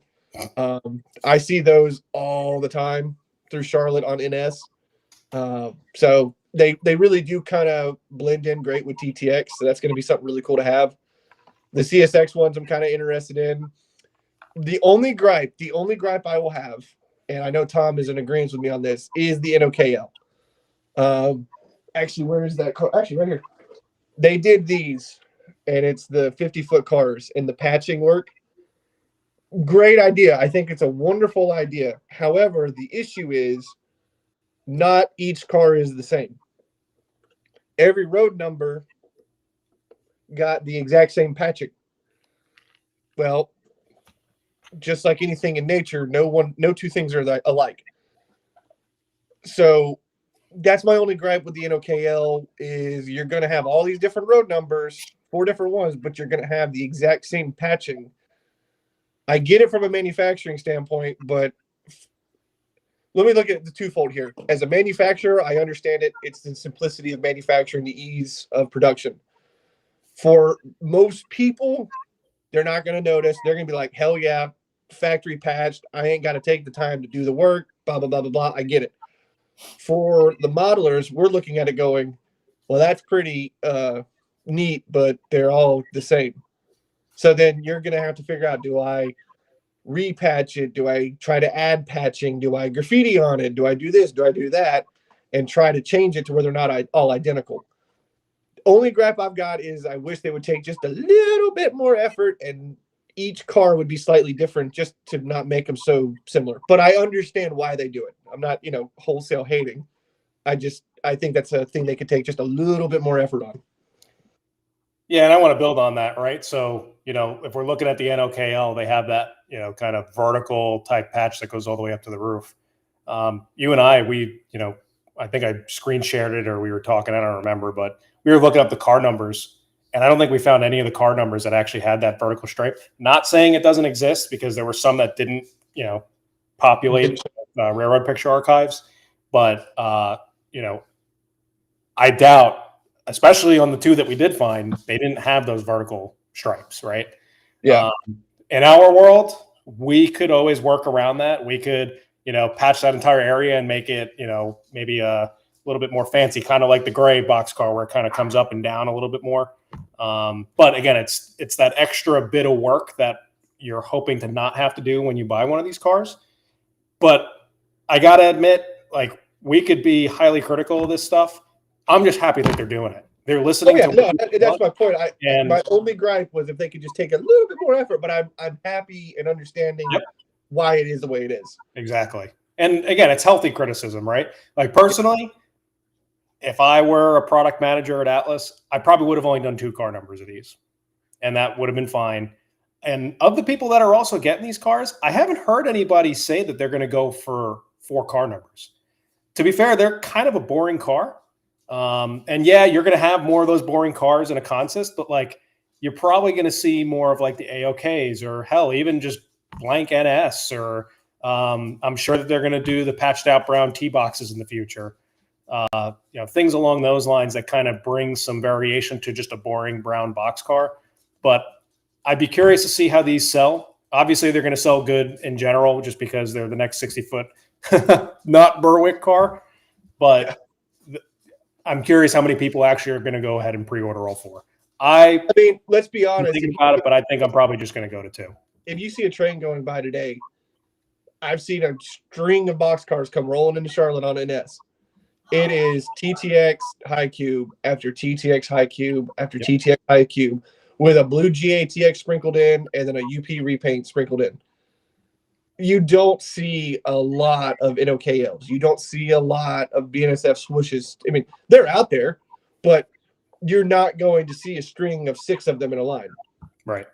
Now the TTX and the UPs, yeah, you're going to see that all the time. Yep. So I mean, that's what I think. I've got to make some decisions. I know I'm all in on the UP and the TTX. I'm probably going to get the pink one just because I like it. It's a little unique and it's going to have that panel, which I think we should hit on. Yeah, it's going to be hard to zoom in on it. Maybe hold on. Keep talking about it. I'll see if I can pull up the picture because the picture of the actual car will do justice. Yeah, so there's a pair where the Susan G. Coleman ribbon is. It's actually a panel added onto the ribs. So it's like I don't know, it's probably a 6x6 square. Something I would like say something like that. It's a square, probably 6x6 somewhere in there that's on the side of the car mounted, and it's relief from it. And they're showing in the model that square on the ribbing. So I'd like to think that their plan is to have the square on the side of the car that's sitting on the ribbing, and that's where we'd go with it. And what did you do? I'm going to share the full screen so I could just pull this up real quick. Are you able to see it?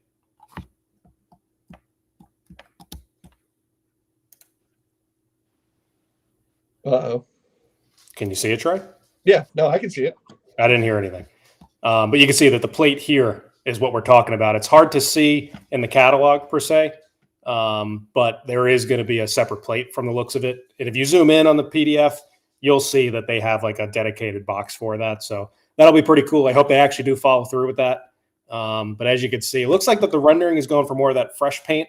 And most of the time, I guess this pink paint, no matter what car they have painted, it fades pretty quick and almost looks like a white. So I am sure that Trey and I will, if you're getting one of the pink cars, I'll probably be fading mine down. I mean, I'm probably going to go for that look. I don't know if I'm going to go crazy and do a lot of graffiti on it, but I will definitely partake in the fading and weathering. Probably do some graffiti. I think those are going to be easier to graffiti than the Berwicks. Yeah, I think so too. I mean, the Berwicks have all those extra, again, waffle type patterns. There's a lot of raised and lowered divots and whatnot to kind of work paint in and paint markers. Yeah. For the most part, these are just the vertical braces. And then, of course, you're going to always have issues with the door. But my only curiosity, and I did not answer it during the live stream, is if these are going to be like Berwicks and have the molded indoors, or are they going to be actually opening doors? I don't particularly care either way. Everybody wants to complain about some shit like that. Oh, I want my doors to open. The way I look at it, and I'm sure people understand, I've got the high cubes. Go around my layout, and the door just flies open. Yeah. And you're just like, what? So I'm indifferent. I think it's cool to have the option to open the door. Because you do have the ability to have more detailing, and you can do a weathered interior and add whatever boxes or crap you want to put in there, palette wise or whatever. That's neat. I'm not going to that's not going to stop me from owning these box cars. I'll be honest, because it really doesn't. I have never seen a 60-foot box car going down the track rather, with the door open. Yep. Now, the 50-foot rail boxes that from Trainman series, yeah, those doors are always open. Right. That's kind of cool. Then they already do open in the model, but I'm not going to sit there and go, oh, the doors don't open. I don't know. You want me to give you an answer? I'll tell you some shit that we would see on Facebook. Somebody would go there and say, oh, well, if you want the door to open, just cut the car open. There you go. There's your problem solved. Like, don't even worry about it. I think it's funny you say that. Wasn't that something that was mentioned as a use or a way to do it on the multi-maxes when they first came in? Yes. Somebody said just so those are a little different though, because they were intended to open. They said it in the catalog. Atlas said that the doors are going to open, and then they showed up and they didn't. And they said that they weren't able to make them open because of the way that the door hardware worked. They wouldn't survive shipping, and to be fair, they are kind of fragile in that sense. If you have ever seen the articulated cars, they have big, meaty rotation points for where those doors slide open. Those can't be scale. So that's probably why they survive the way that they do. But personally, again, I don't really care to open up doors on shit. The train's moving around, And I'm not sitting there reaching in and putting pallets in and out and whatnot. Like, I just watch the So train. you go don't by. want to take your auto rack and go. Doot, doot, doot, doot, doot. No, I don't. No. Oh, so you mean you're not going to buy the Lino one where the sirens are going whap, whap, whap, whap? With, like, Kias and Hyundais car alarms going off. What you know what you need to do? If you need to get one, there's graffiti Kia boys on the side of it. Oh, geez. Don't give me ideas. I don't want to be buying that crap. Anyway, if it ever shows up on the right table. Yeah, that is true. You're going to have to be my insider for that. Anyway, let's talk about what we plan on ordering, because we spent so much time on this one page. Personally, I'm going to go for 4 of the TTX of the yellows. I'm going to get the 1 pink. I'm going to do 4 of the UPs. And then, like I mentioned earlier, I was originally going to go for 4 of the NOKLs. I think I'm going to drop it down to 2 and then also do 2 of the others, right? So you know me, and you do the same thing. You buy the variety. You buy more of what you like, but it ends up being something that, again, it's more of a placeholder, right? Long term, just like with the Multimax cars, I think I bought like 8 or 9 of them. Then I ended up selling most of them when the new ones came in. And then I turned that into more variety. And now I'm up to like, I don't know, 12 or 13 of them. And then when they announce them again, I will probably sell half of those again and then have a good spread, because I don't want to wait the 6 years to get the variety of cars that I want. I want to have a train. And just like the real trains run, you're going to have that variety. You're going to have 3 NS cars in a row and then a BNSF and whatnot. But then the next time you run that train, you're going to maybe have 1 NS car and then, CP, CN, all the other ones. So I'm going to take that approach here. Again, master line products, they're not run every year. They're usually every 2 years plus, depending on the car to start. And then it kind of strings out even longer, right? So the next time we see these, it may be 4 or 6 years from now. We don't know. But usually when they first announce it, they do it like every year for like a year or 2, maybe 3. They'll do it in consecutive at some point of a catalog during that year.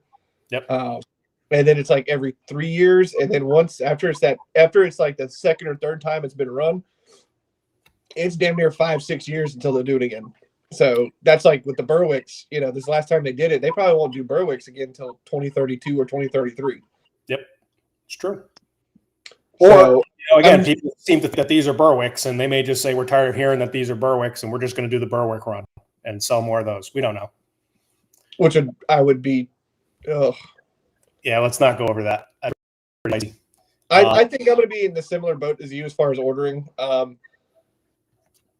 The BNSF I'm on the fence about. I got to look into more of the prototypes. Obviously, being a little bit more heavier CSX than you, I'm debating. Do I need? I mean, the problem is I've already got the boxcar logo from an older run, and I got the patch Conrail. Yep. You don't see that many, so I'm kind of like 2 would be fine, and that would be pretty much all I needed for that. Right. I don't know. We got time. I know for 100% fact, I'm going to follow you with a case of the TTX, case of the UP, and then the pink one. And then obviously I'm going to get 2 of the CPs. The other 3, I'm up on the fence on. We'll see when we get there. It's the problem with the NOKLs. I'm the same way with you. Is I'm just kind of like, I don't want to have all that time and effort involved. And I know the next time they run these, they're gonna do ones that I kind of would want more than the NOKLs. So I'm probably gonna do a leaner order this time around and wait for things I want more the next time. Yeah, and I mean the other thing to keep in mind is we bought extra Berwicks with the intention of stripping them and doing our custom projects too, right? So that's why I'm kind of still on the fence of like, maybe I will still go for a case of NOKL, because that's about as boring of a box car as it gets, to where if we needed to patch over the reporting marks, it's not really that much work for us. It saves us so much time from having to do the rest of the decals with, make sure that this door's closed first, then that one, all the lift points, all that kind of stuff. So I'm going to do some more thinking on it, but I do think I'm going to drop down to just 2 of them. I'm already spending enough money. I mean, you see the MSRP, they're $109.95. It's probably not bad in the grand scheme of things, because that these are going to sell for stupid money on the second market, because everybody's going to be an eBay hustler. But I mean, each of those cars, if you just want to assume $100, we're looking at, what, 2, 4, 6, 8, and then another 8 on top of that, and then the 1. That's a lot of money in cars. And the nice thing is that, again, because we probably will end up selling some when they do another run and kind of moving things out, you're kind of recovering your money, and that money is spent all up front. So you take it up front, and then on the back end, it's much easier as long as you're diligent with selling your stuff. Yep. We didn't cover the wheeling in Lake Erie, but it's a pretty cool car. I don't think that they actually painted a car like that, but if you're going to be buying the what is it, the 1776? Yeah, 1776. That looked good. Yep. And we'll talk about the Golden Spike car later on. Yeah, but I think we hit those pretty heavily. I mean, obviously, for Tom and I, that was the yeah, damn sure. For Tom and I, that was the big point for this catalog. That one was when I first got the leaks earlier in the week. I was like, yep. I was like that little meme of the guy from the little kid from Simpsons. I'm in danger. Yeah, that's what I felt like. I don't have that sound over here, but I do have the yeah kid. Yeah! That was us when we saw that page. So we were very hyped about it. But no, I think anybody that does modern modeling is pretty excited about those. Mm-hmm. I mean, God bless it. We've been begging for. I mean, don't be crazy. It's not that we've been, beggars can't be choosers. We have had newer tooling with the center beam and things like that. Yep. But this was something that was desperately needed in the O-scale market. Was something, a modern boxcar.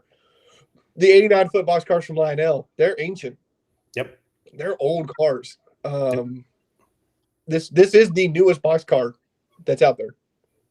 Yeah, I mean, the only thing I can think of that would be like the newest car, not even a box car, but just like the most modern type of car.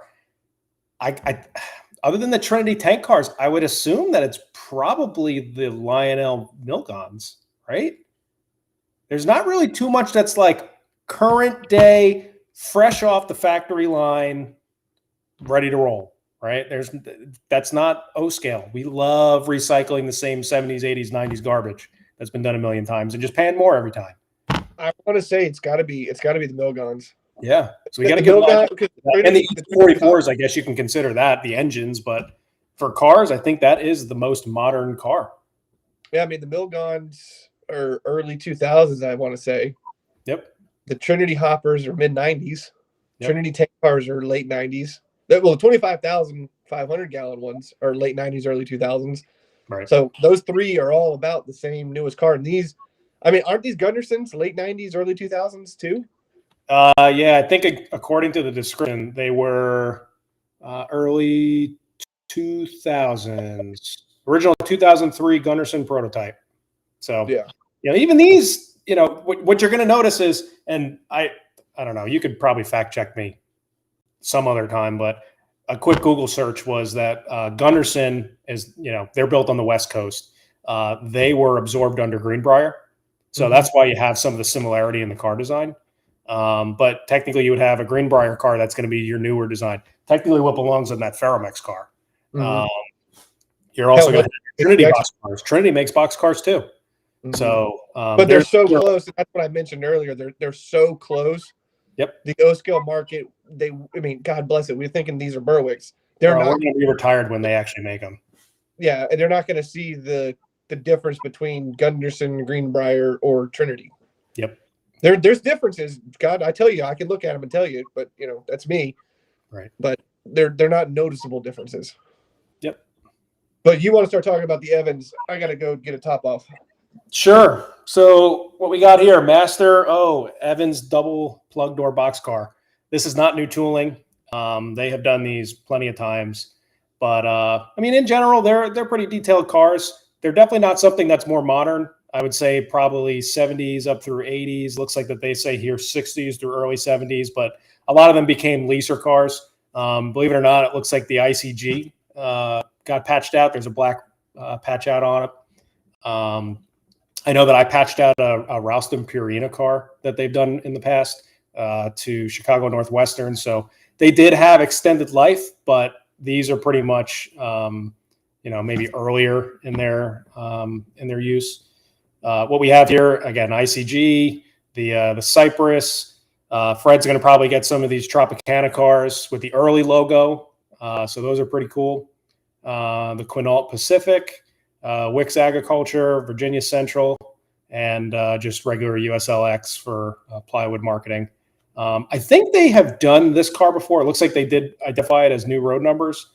But contrary to the typical master line type of approach, they're only doing 2 car numbers here, which is probably the right number to do. I don't think that these are going to move super volume. Again, they're more 70s, 80s, maybe even into the early 90s type of car. So I think, having 2 road numbers is probably fine. I hate to keep mentioning it, but the price, the $90, the $90 for the car, if you subtract the 30%, you're on the upper end of probably what these cars are really worth. They don't have opening doors. They do have separately applied detail, but these really are nothing special in my opinion. You'll see them sell in similar paint jobs on eBay from anywhere from, $40 to $60. And I've seen them at train shows for some of the EP Evans ones from the first run back in the early 2000s. Yep. They're $20, $25 on the table. That's right. And I mean, they're a cool car. Yeah. They're a little splash. They're a little different. I've got 3, and I've got the EP Evans one, the blue one that I weathered. Yep. I like having it because I weathered it, but I know it's not valuable and I'll never sell it, so it just kind of sits around. 2Rail Nation Chris, he just joined in. Hell yeah, I just saw that. What's up, Chris? He missed our whole 45-minute diatribe. Oh man, yeah, that would have been a good one. Yeah, he may have fell asleep if he was listening to that. We spent way too much time on it. Yeah, well, we can move on from these. I mean, they're a good car if you're looking for a cool filler car. If you see a particular paint scheme you like, go for it, have fun. Yep. But if like the Astoria plywood, I think is that the Astoria plywood, or which one is that? What, the cream at the bottom? I was just talking about it. That one they've done before. It's just a new road number. Yeah, I mean, they've been. Oh, I wish the doors opened. Hey man, you want to had a whole conversation about that. That's right. But no, the one that's got the orange and the cream, that plywood boxcar, that one's been done. You can find those for $40-$50. Yep. So again, if it's something that you really, really like the patched out ICG one, that's cool. I get it. That's neat. Buy it. But hit eBay, hit train stores, hit train shows, things like that. You can find these cars. There's abundance of them. They've been made many a times. Go hit the Atlas archive. You can go in and they will show you every one of these that has been run before. They've been run since 2001 or 2. There's a lot. Yeah, and I want to go back to our favorite slide. Again, keep these numbers in mind. You got $90 MSRP for the 3Rail, $95 for the 2Rail, specifically for Chris. And if you go back here, you have brand new tooling for what, $20? Yeah, just brand new tooling. These have been done how many times? You can check the archive. They had to have been done 6 to 8 times. I'm about to say 6 to 8. Might even be pushing. This might be closer to the 10th time. They've been done. The 53-foot Evans have been done a lot. Yeah, these are the cars that if you like any in particular, you get them. These are not the cars to go stupid on because I don't think that these are going to hold their value. No, that's why I was saying if you see one that you particularly really like, by all means buy it and enjoy it. Don't think you're going to buy them and get rich next week off these cars. They're not. There's so many of them. No, I take that back. Make sure you buy plenty of these and try to get rich off of them. Not financial advice. Not financial advice. I don't think Brad Martz is watching our videos. I wasn't even referring to him. I was referring to other people that we know.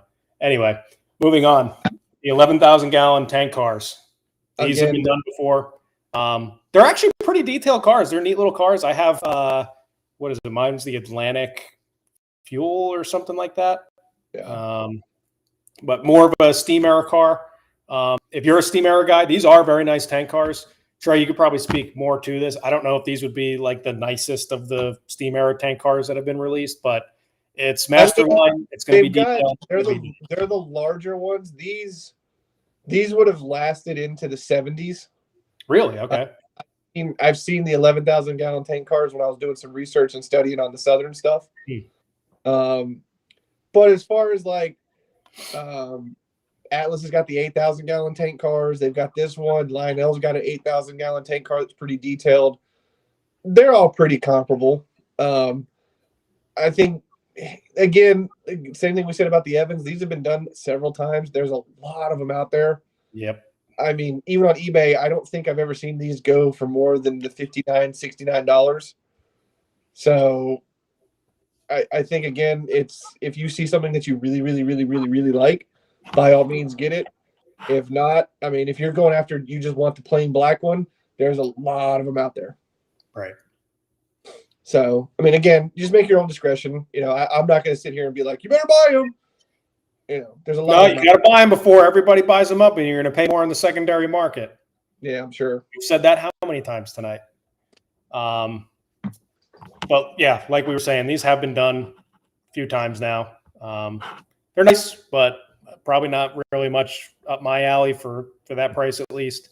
And I'm not much of a steam era guy. Well, I mean, there are some cool offerings. Me and you were kind of in the same boat with steam era. You've got a little bit of Long Island. I got a little bit of Pennsylvania. It's kind of just the nostalgia and having to run, wanting to have a steam engine. Yep. I'm not trying to model it. I've learned a lesson. I'm not going to go down to weathering that stuff. I don't want to go down the KDs for that stuff. I mean, I might do some with 805s, but I'm not going to spend the money on 740s for them, But again, I think they have a place. They're cool. There's people out there that love steam air. I mean, Norm Charbonneau is one of them. Yep. He does immaculate work with the steam air stuff. I'm not jonesed up by that. I'm just kind of like, cool, but yeah, I would be I'm as equally phased by it as if it wasn't even there. Yeah, and again, we kind of covered that with the Evans box cars, but they're doing 2 road numbers, which is probably what they should be doing. They should not be doing 4 road numbers. I don't think that, especially at these prices, that they'll move that volume. And what makes it more interesting, I think, for the older releases, or I shouldn't say the older releases, but the older type of releases, basically anything from steam era up, they painted these cars like very different from one another. They weren't unit trains of black tank cars, right? So that's like it gives you a little bit of variety to enjoy from, right? You don't want to have 4 of these things in a row. You maybe want 1 or 2, and you sprinkle in, and I call it the Skittles train, but that's kind of what you're making. Is that's what was existing during that time frame. Nothing was all the same color. It's the billboard reefer era, Yep. The box cars of the time were painted up for the company of the product they were carrying. Right.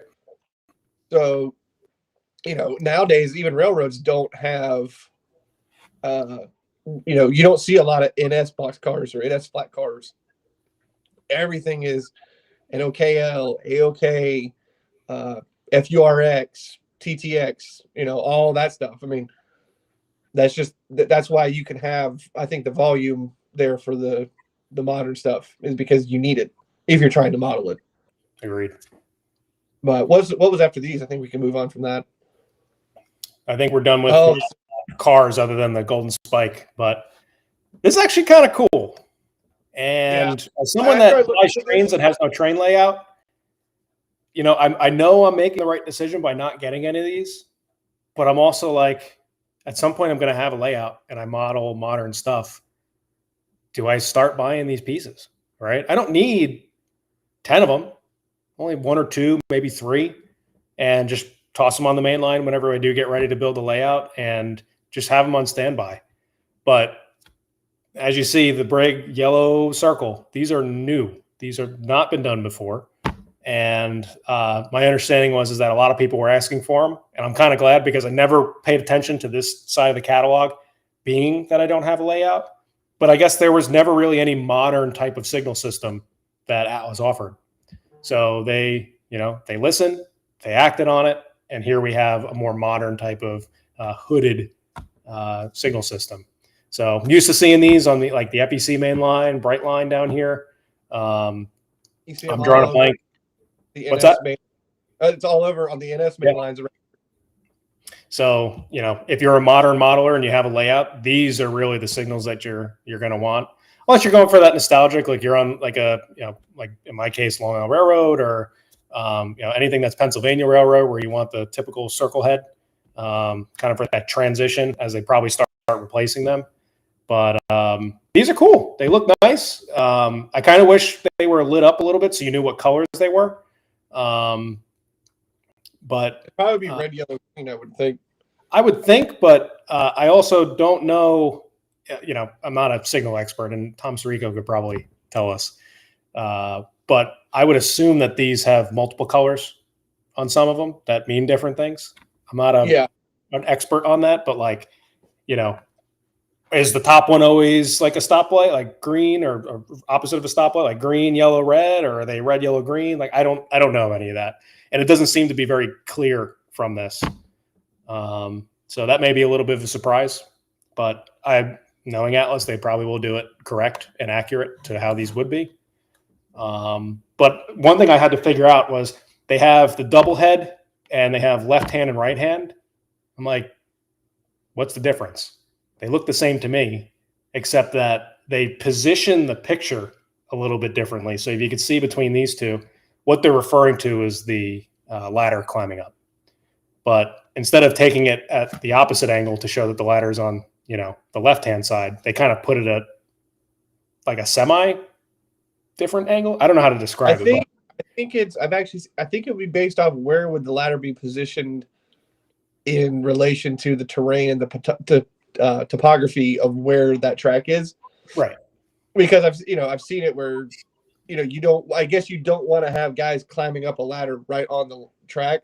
You want them to be on the opposite side of the track. So I think it just depends on your layout, what you're doing topography wise and scenery is where you would then have the ladder and the reach on it.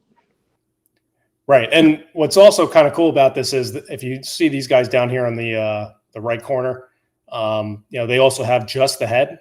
So some people build their own, signal bridges and stuff like that, where they want to have that modularity and basically design it their own way. So Atlas is offering those separate as well. You can be creative with it, which I love because that's what makes the hobby fun, right? Being creative. Guy had a comment. Chris, 2Rail Nation, he does his own 3D printed towers and everything. So that might be something for him to have that.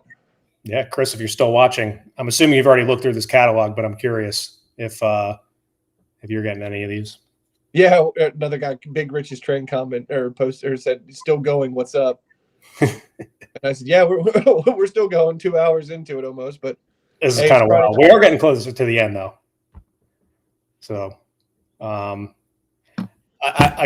don't really know much about scenery because I buy mostly just the trains. But I mean, how do you feel about these prices? They're $39.99 or $49.99 if we want the double head. I mean, think about what people want on the secondary market for the MTH crossing signals and things like that. They want $50 to $75 for one. They're going to be much more scale and detailed than the MTH one. So I think that's a pretty phenomenal price. All right. Considering what it'll probably be when it comes. I mean, does that say at that $39.95? Is it saying that they're including a 30% tariff? Yep. So, I mean, think about that. I mean, I think that's a good price. Yeah, it looks like Chris is going to plan to get some and probably reverse engineer it. I think him and I are kind of very similar in that aspect where we like to get things and say, why would I buy this when I can just recad it up, maybe make some better modifications to it and print that shit out so I don't have to buy it again. Well, I've got a little box in my drawer in the toolbox of 3D printed parts. So that's right. Can't complain. No, I mean, I think those are neat. I think those are cool. Yeah. You've seen my layout. This layout particular isn't that level of detail, right? But maybe in the future. Yeah, I think you have one or two of those. Like, you know what I think? Because you have the signal bridge, but the signal bridge is what? On the front part of your layout? Yeah. So, I mean, I don't know if it's going to wrinkle your brain too much in the bad way, but what about doing those maybe on the long shot in the back? I have thought about that. for your perspective, because Yeah. you always get that shot for your modern trains, and then you always get the the steam stuff around maybe where the signal bridge is, or your overall bridge to connect the two parts of your layout. So maybe that's an option. Yeah, we'll see. But again, I mean, I think the next layout, from things that I've learned modeling since the start of this layout, when it was just a 4x8, and then it grew. The next layout, I think we discussed. I don't think I'm concerned about 2 loops. I think I'm going to run 1 loop with pass track and a yard. You're going to come up and we're going to be in the trade room for 3 hours just trying to put a damn train together. Yeah. Well, that's part of the fun, though. All right. Yeah. As long as we're doing it with the trains, it's not so bad. If we're, monkey fucking picking this shit up, putting it over there, and then it's not like we're actually running trains, it's not as enjoyable. But when you were over and we, built that consist, I only had 2 switches to work with. And we spent an hour or so putting that train together to mimic something that we had saw, we saw when I was there. I mean, I had fun doing that. Yeah, no, it was fun. It was enjoyable. I think you're right, though. I think if we had Although God did make his appearance and started moving the cars by hand, but we won't talk about that. It did. We did get to a certain point where it was kind of like, okay, we're gonna just. Yeah. But I mean, I think that was what's cool about it. I think if you could set it up where there's 3 or 4 yard tracks and you can grab a cut of cars and move them and do this and shimmy around, I think that's definitely cool. Yep, agreed. So like I said, we're kind of getting closer towards the end of the catalog, but the left part of the screen, you're going to see the switch accessory module. I don't really know too much about this, so I'm not going to act like I'm an expert, but I'm assuming that's how you actuate the switches. I mean, unless you have anything to add to it, I'm kind of just going to skip it. Yeah, I think we're good on that. I don't want to bore everybody. We've been going on here for 2 hours. That's right. And it looks like they're doing some figures and whatnot. Looks like that they have 6-piece of miners, 12-piece of platform passengers, 12-piece of railroad like coal miner? Coal miner, yeah, I guess. Yeah. Oh, yeah, these guys. Huh? There's a guy taking a shit. You see this guy right here? The guy in the middle? I'll have to look at the catalog in a second. The guy's taking a shit. His pants are at his ankles. I don't know if Fred's still watching, but if he's not, I'm going to tell him about that tomorrow. He will probably make a scene specifically for that. Oh, yeah. Fred would 100% do that. And it looks like they're also doing a 6-piece of gas station figures. So, again, I don't know too much about any sort of scenery or anything, so I don't know if these are good prices. Personally, I think that's expensive, but yeah. One thing I just noticed, so I guess they have backed by popular demand, premier heavyweight 10-piece Army Navy passenger set. So I'm assuming that these are the same characters that are in the NS cars. Yeah, and the East Wind cars. So that's kind of cool. I didn't realize that they were offering those separate, but those are going to be great for scenery if you have a steam era or hell even newer era type of vehicles or something like that. Guys hanging out, shit. Even at a bar, if you have a bar scene, putting a bunch of sailors and army guys in there, that'd be pretty cool. Yeah.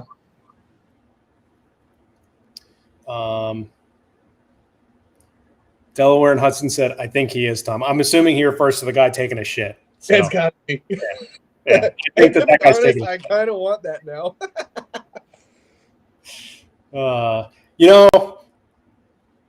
Part of me, if we can find a way to make your truck or buy a model version of your truck, you ever see the hitch shitters? Yeah. I'm willing to 3D print you a hitch shitter for one of these guys. I'm down. If we can figure out a model version of your truck, I will personally design you one. Yeah, if we can figure out a model version of a Cummins, I'm down. That's right. Big Rich's train said, "Nice. I need that Stockyard Express military. Oh, so I need that for my Stockyard Express military passenger set." I'm not familiar with that. Do you know anything about that, Trey? Is it like a passenger setup or? It's probably like Fred's the G5 troop train set that my dad sold Fred.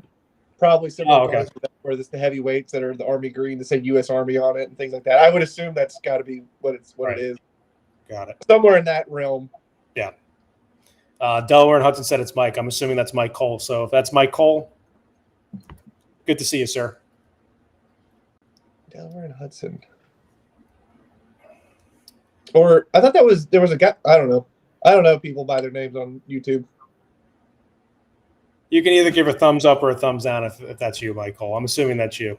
It's the only Mike that I know that likes DNH. I think he said, dude, the passenger cars have shitters.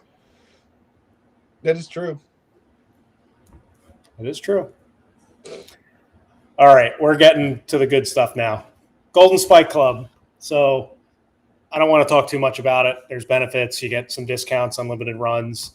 You get a pin. You get all sorts of stuff. But really what it is the custom cars are really what make it worth joining. So I think it's like $30. It probably says it somewhere on here that I'm not seeing. But it's, let's just say $30 for the year. You have exclusive access to specific runs through Atlas that are not available in the dealers unless they go ahead and find somebody to buy it for them, or let's just say the owner has a membership and they stick them in the store. But this is not a guarantee across the board of being available through the dealers. One thing that's nice is you can kind of see here that they have the MSRP per unit and then the price per unit if you're a Golden Spike Club member. They give you a discount on it, which is nice. But the thing to keep in mind is this is only for their custom run through the Golden Spike Club. If you go and you buy just the regular cars that we talked about earlier for 45 minutes through their website as a Golden Spike Club member, you will not get that discount. This is only for that was something that we were all a little confused on when they rolled out this new Golden Spike Club thing. Yes. We thought buying the membership got you a discount across the board. That's right. It's only for the specific offerings. Right. So And definitely be one to that. The thing is it's not to say you should not go ahead and buy one of these because you're only, getting the discount here or not going to get that stuff. They're not doing production quantity on these cars.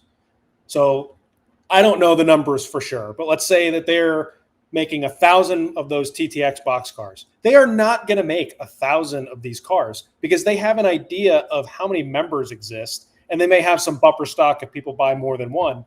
But in general, it's maybe a quarter, maybe a third, who knows? But there's not going to be as many of these out there as there would the regular production run. And it's exclusive to Golden Spike Club members. So personally, I like it.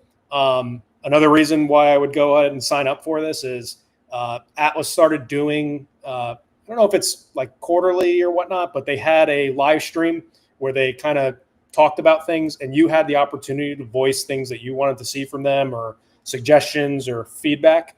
And they were very receptive to it. So I asked plenty of questions, and I jumped on the video call and whatnot. I talked with Matt and Ross. They were receptive to it, and that's really the opportunity for you to have your voice heard and maybe start seeing some of the stuff you want come to life. Dathan said that the graffiti is garbage. I wanted to comment on that. I was going to let you finish. Yep. I'm not saying that the graffiti is going to be good. It's probably going to be similar to what the Lionel 4-bay hoppers look like. It's going to be very flat and bland. It's going to be pad printed. Yep. Unfortunately, let's just call a spade a spade. I'm not going to shit on Lionel. I'm not going to say anything. There is no other option. Yep. Unless you're going to paint it, you're not going to get the same feeling off of it. As someone, and Tom and I both, as someone that has done hand-painted graffiti, one, it takes an absurd amount of time, a lot of patience, and a lot of screw-ups because the paint markers or whatever bleed and run. Unfortunately, you can't mass-produce that look. You can't get that depth and that feeling. Not going to say that it doesn't look fake. I agree with you, but I like the direction that they're going. Yep. I like where they're heading with it, and I think if we can be receptive of it, there's a future in it. I think that Atlas is going to take a better standpoint of just going, hey, we're going to throw the graffiti on a plain car and let you decide if you want to weather it. Lionel's aspect with it where they pad printed everything, including the weathering, and they only do the side of the car, that's a little weird to me. I just think that, yeah, you're right. You're right. It probably is going to look very blah when it comes in. But as far as a mass-produced standpoint, that's really the best you're going to get out of it for now. Now, from my standpoint, the way I look at it, and I think Tom might be similar, that's a hell of a damn coloring book for me, because all I got to do is then go in and go, all right, I'm going to touch up here and do this and do that, and outline it with a little bit of the paint markers, and then it's super easy and done. So, I think there's either way on it. Again, on a mass-produced scale, it's going to be really, really hard. I know Tom has messed with printing out decals to do graffiti, and it just doesn't have the same pop. It's just too flat. Yep. Yeah. I mean, you take for granted that on a one-to-one real life boxcar, these graffiti artists are talented enough to give their graffiti dimension. That's why they do their shading the way they do. That's why they do the multiple colors. It looks like that it's independent of the car. It's also very difficult to duplicate that on a pad printing.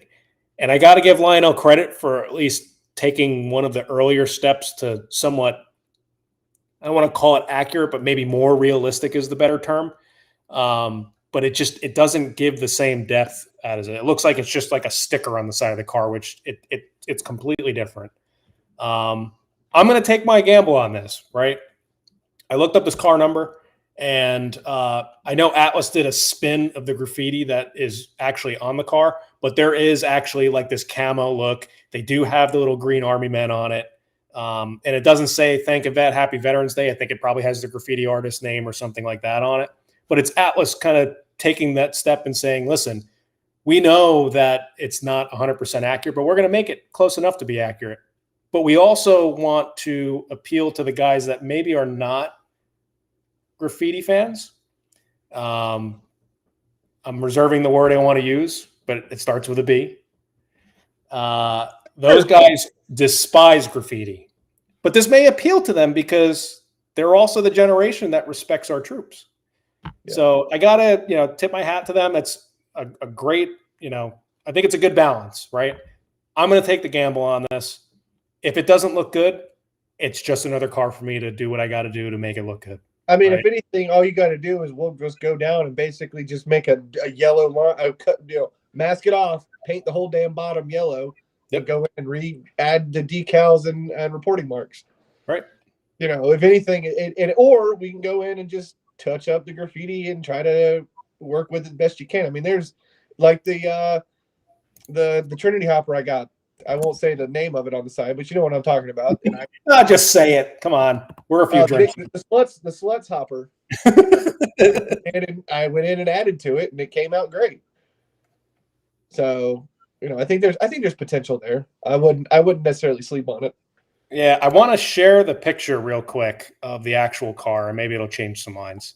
So I'm going to stop sharing and then go over to the window and click this, and you're probably going to see like 40 of us.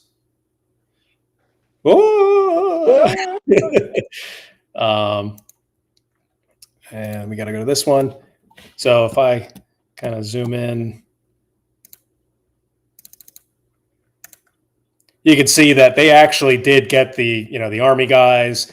And to be fair, I don't know what the hell half of this shit says sometimes. You kind of just draw the lines where it looks like it's kind of close. But you're just kind of going like, yeah, that looks like an R and a D. I mean, I could read these three letters, and this is how I kind of feel about the accuracy of what it says. IDC, I don't care, right? So I'm okay with the tip of the cap to be like, thank you that, I think it's a great idea. All right, let me go back and not make us show up a million times, and then go back over to this guy. So, like I said, these are only going to be Golden Spike Club offerings. I saw that, I think it was Chris asked. Chris asked, do you have to buy it from Atlas, from their website to get the discount, or can you get it with a dealer? Golden Spike Club is entirely separate from buying from a dealer. That is a relationship between you and Atlas. It has nothing to do with your dealer. If you see these cars or any of the previous cars at your dealer, either they're a member or they've acquired them somehow. But you have to be a Golden Spike Club member to buy this. I don't know if there's any rules about dealers having to sell them, but you have to be a member in order to buy this. You cannot pre-order this through your dealer. And another thing to note on that is it's not just for 3 times a year when they do their, the winter, spring, and fall catalog. Yep. There is, like what I'm drinking out of right now. They'll do pint glasses, they'll do t-shirts, they'll do hoodies, they'll do sweatshirts, jackets, there's things throughout the year. I know it's corny as shit. I get it. But I mean, I need a glass to drink out of when I'm running trains, so I might as well enjoy it. I mean, Lionel makes that stuff. MTH made a shitload of it. Yep. I mean, why not? I mean, it's no different than buying one that has your favorite beer on it. Yep. It's true. So screw it. I kind of like it. But yeah, since we're pretty much at the finish line, the other offering is the 11,000 gallon tank car. Looks like they're going to do an Essatane Lehigh. Yeah. So ignoring what they did with the potash hopper, another thing to point out is they should not be doing this ever again. I think they did the potash hopper from the previous catalog really because people were asking for it, and it's a very popular, high demand type of car. But I mean, especially the TTX car with the graffiti on it, there's no reason for them to do that again. They might do a similar car, Yeah. but I don't see them duplicating that specific car again. Yep. Yeah, and I just noticed that there's a side discussion about the 86-foot box cars from Lionel. I'm not saying that the graffiti looked like shit. It's the dimensions. It's the way that it should pop off the car a little bit. That's just difficult to mimic. Well, what I want to add, design. 86-foot box cars in all Lionel of their graffiti cars. As someone who, and I get it, if you're just buying it and you're like, hey, I ain't got the time, I'm not artistic enough, I ain't got the talent, I don't want to spend the money on it, whatever, I get it. It's a great car just to be like, easy, done, quick, got graffiti on a car. Yep. My problem, because I do care about it, I mean, I'm not saying I'm great at it, but I got a little artistic ability. Don't say acoustic, I'll slap you. You said it, not me. But it's the way they position it. It looks like they kind of just took like a bubble decal that said, whatever, and they just slapped it on the car. Whereas the Atlas one they started from the bottom and worked up, which is what real graffiti did. The Lionel stuff is kind of like they just kind of slapped it on there. It didn't look positioned right for me. Yep. And I do got to point out one thing. Okay. You and I have gotten so much bullshit about how we hate Lionel and we're, only MTH and Atlas guys. This is my opportunity to say something about the MTH graffiti when they first released it. Garbage.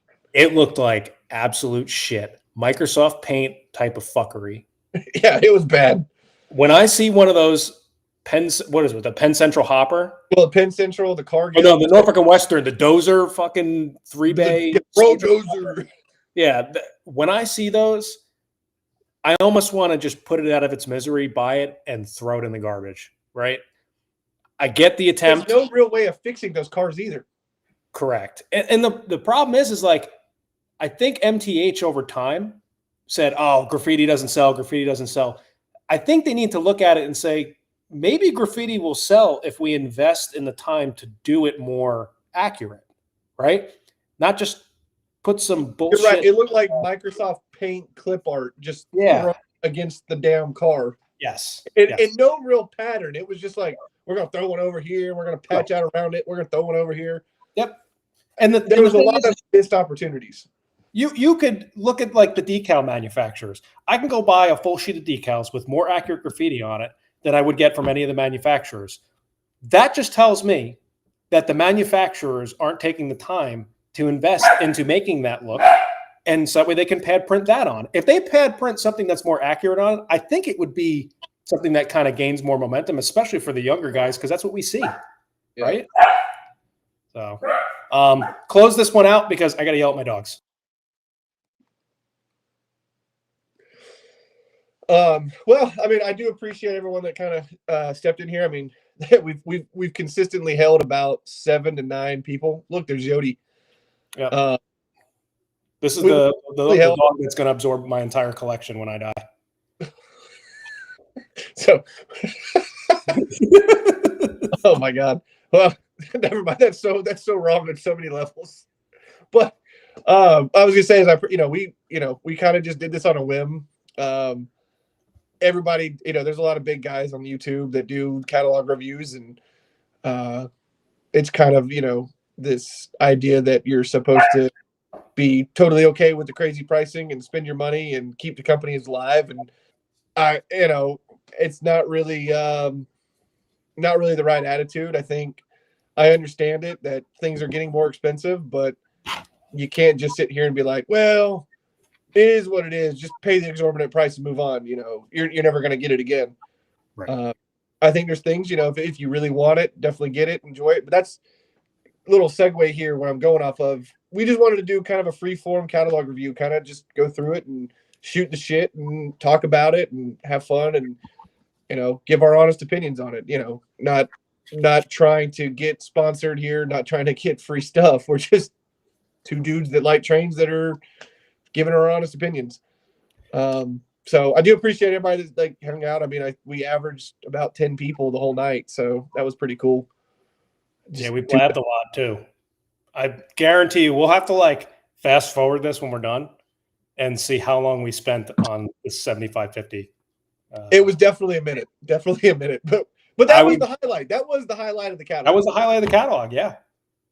That was the big win. And to be fair, I got to plug the Golden Spike Club thing again. They hinted at this during that live stream. You had to be a member to listen to it.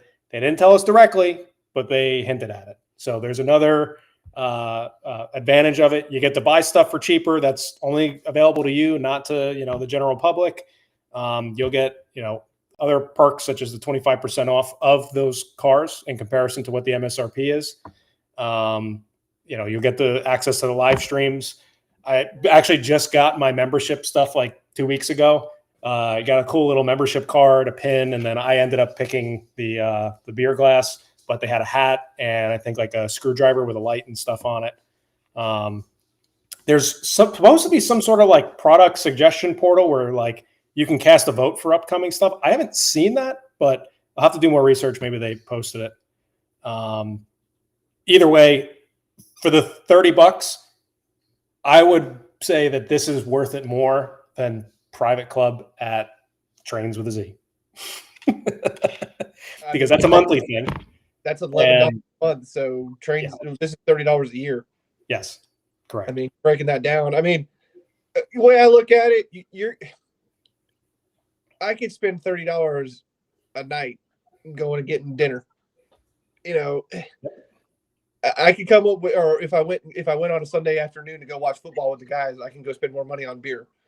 I look at it that way, where it's just it's $30 a year. You break it down, it's what, $2 a month roughly. You put it this way: that membership pays for itself with one car purchase. And God forbid, what they did to the 911 engine. We didn't even talk about that. We'll have to save that for a future time. But the difference was $600 and something MSRP, and I think I paid $509 plus shipping, but $509 for a brand new ES44 with Pro. And those engines should be here soon. Couple weeks. Yeah. So, but yeah, I mean, we got a couple good positive notes on it.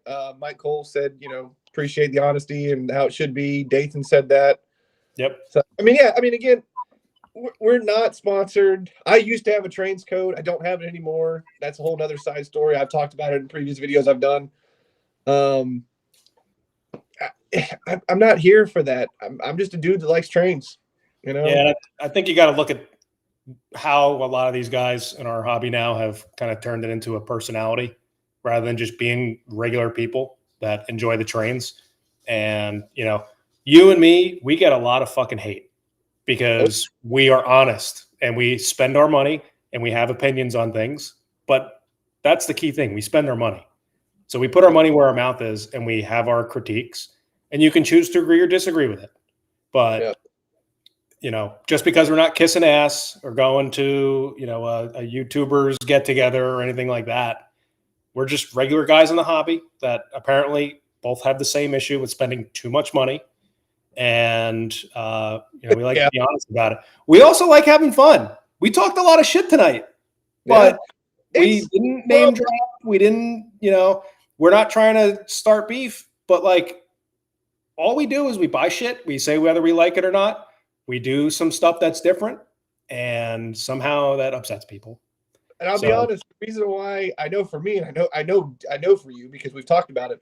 Yep. A lot of our opinions come from the fact that we've spent the money and realized that was a waste of money. Yep. And it's not, oh, I hate certain brands, blah, blah, blah, blah, blah. I have experienced it. I'm just like, hey, I've spent the money. It's not worth it. And I'd rather somebody have told me, hey, don't waste your money. This is why, than to be like, oh, well, it's a great idea. Just go do it. Yep. I'm just passing the info along. I mean, how many times a night do we say, hey, I'm not going to say buy that because there's hundreds of them out there. Yep. I'm not kissing Atlas's ass saying, you better go buy it. Well, just remember, apparently we are the Atlas ass kissers. And how many times do we say, I don't agree with the price? I don't think that these are anything special. And, that's probably burning a bridge at some point, but I think deep down they also kind of know that, right? How many times can you possibly release the same thing and expect to see the same purchase numbers as they were when they first came out? Yep. I would be willing to bet that the purchase numbers for the new boxcar are going to blow the Evans boxcars out of the water or anything else in the catalog. It's just, they know that, but it's obviously an investment that they have to make, and they're in it to make money. So the business side, but the other side of that coin is the consumer can dictate it. So again, like I said, if you see something that you particularly go, damn it, I've been wanting that car because I grew up and saw it or whatever, by all means, get it and enjoy it. I'm not going to sit here and say the Evans boxcars are worth the money. I'm going to keep my mouth shut. You know how I feel about those. Well, you've made that point clear, even if the car was 20, damn thing. That's right. Well, that's the end of it. Yeah. Well, I mean, if there's still 12 people in here, if y'all have any questions, I mean, I'll give it a couple more minutes if y'all have anything you want to ask or tell us we're stupid. I don't know. I don't care. I'm going to mute myself in the meantime because Christina just got home, and maybe she'll make a guest appearance. Oh, the dogs are going to make a fucking racket, so I'm just going to. But I'll talk for a minute, and then I'll jump off here. I'll give it a couple more minutes, and I'll hop off. Alrighty. Yeah, but while he does that, I mean, if anybody's got any questions, I mean, hell, if you got questions about something other train related or whatever, I'll give a few more minutes here. I mean, it's already been 2.5 hours. What's another 10 minutes?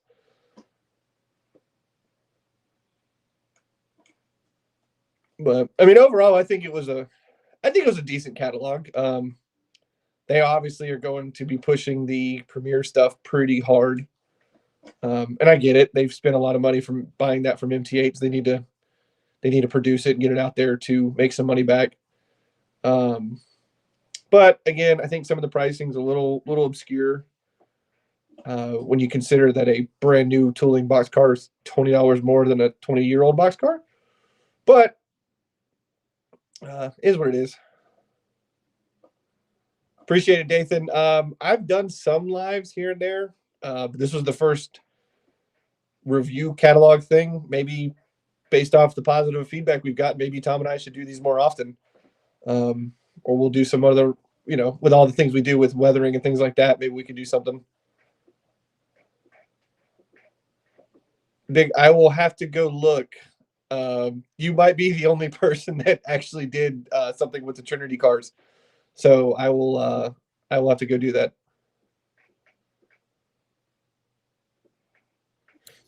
So I have an update.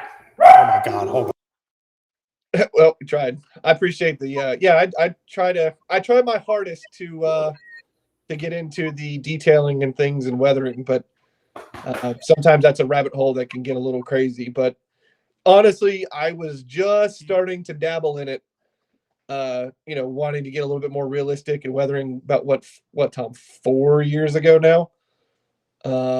So Tom met him, and then about 4 years ago, and then all of a sudden, I now have fixed pilots, Katie's couplers, graffiti, custom painted cars, and it just went crazy. Trey, before you answer another question, apparently Haley and Christina were sitting on her couch with the dogs, drinking, watching our stream for a little bit. So I don't know what they heard. Hopefully not the part about how much we're pre-ordering. But yes, we were on the big screen for sure. That's awesome. Dathan, the challenge that I did, well, me and Tom were kind of, I don't know, I hate to say it this way, we were kind of trolling the whole challenge thing. So somebody actually, it makes me feel kind of bad. But I do appreciate somebody doing it. It at least makes it feel like it was justified. But no, I did it. Tom did it as a joke with all of his Trinity hoppers. And I was like, well, screw it. My name starts with a T too, so I'm going to do Trinity tank cars. So somebody else obviously did it with the tank cars, but I appreciate that. But no, I did the challenge, if you will. It was on YouTube. I made a video. So if you want to go to my YouTube channel, it should be the most recent video I posted, which was like 2 months ago. But yeah, no, I mean, I know, Tom, you were gone, but a couple people did mention that they enjoyed watching this. So maybe that's something we do in the future and do it again. Yeah, so Fred not only put it in the comments, but he texted us too saying, well done. So, I saw that come over as a text. I'm just saying, if we can do this again, we may need to add Fred in here. Because if you enjoyed what we talked about and talked shit, you will definitely like what Fred has to say. And I mean, I ain't promising nothing, but there is a dude that we both know that has a YouTube channel. We might get Fred and him in here. Oh, yeah. Get him fucking rolling. We'll really talk shit, though. Huh? We may get a little bit of a ban hammer, though. They may cancel us or strike the content or something. Yeah, that is true with the two of them going. But so same time next Friday. I don't know about next Friday, but definitely something we might do. This gave me a little bit of a dopamine hit to go back to trying YouTube again. You know my feeling on it. I post shit when I record it, or I don't know. I'm not saying I'm going to go doing a bunch of videos. I'm not doing 25 Days of Christmas this year. Well, spoiler alert for that one. Anybody that's been watching that, no. I don't think I'm going to do it this year. I might do a video here and there, but this gives me a little bit more confidence to make some more trolley videos. Bro, we can let the chat decide this, but should we do a review of the Lionel October release catalog? We're late to the game, but we might have a lot of fun reviewing it. Hey, I will make a post on my YouTube community that has the poll thing, and we'll see what the people say. We'll do it. We'll stack it. We'll do the August, September, and October release. We're gonna get a lot of hate. We buy fucking Lionel, and somehow we're still bad people in the hobby. And unfortunately, my train's in the other room, so it's not even like I could spin the camera around and show you. But God forbid you have an opinion. Hold on. No, I mean, well, you can't. I can't get to it. I mean, I literally just got some Lionel the other day. I don't have a problem with some Lionel. I just don't. I really don't like the engines. I just don't like Legacy. But you get 5 horns and 5 bells, bro. Oh, 5 bells going. But well, I know it's 11 o'clock here for us. I don't know if anybody's on the West Coast or Central Time, but I will go ahead and say thank you. I appreciate everybody that kind of hung out with us while we talked shit and just had a good time. It was a fun Friday evening. I guess maybe depending on what y'all think, and I'll put a poll out there. Maybe we'll do more of these, or shit, Tom. Maybe one night we'll do a live stream where we're in the garage weathering some stuff or something. Yeah, I mean, I got plenty of stuff coming up before I do any of my own personal stuff, so you can kind of get a behind the scenes look at what it takes to do a lot of it, and what I end up doing for other people. Yeah. When we close this out, keep in mind, don't end it right away. We have an outro song. Yes, we do have an outro song. The outro song. Don't jump out immediately. Yep. So, but all right, I will go ahead and say thank you, and I appreciate everybody that stopped in and hung out with us for a little while and enjoyed their evenings and watched our dumbasses talk shit about trains. So definitely stay for our outro song, and we'll see you the next time we do something crazy. I'm sure we will here soon. Yeah, I had a lot of fun doing it. Definitely next time. Yep, sounds good, man. We'll see you later, guys.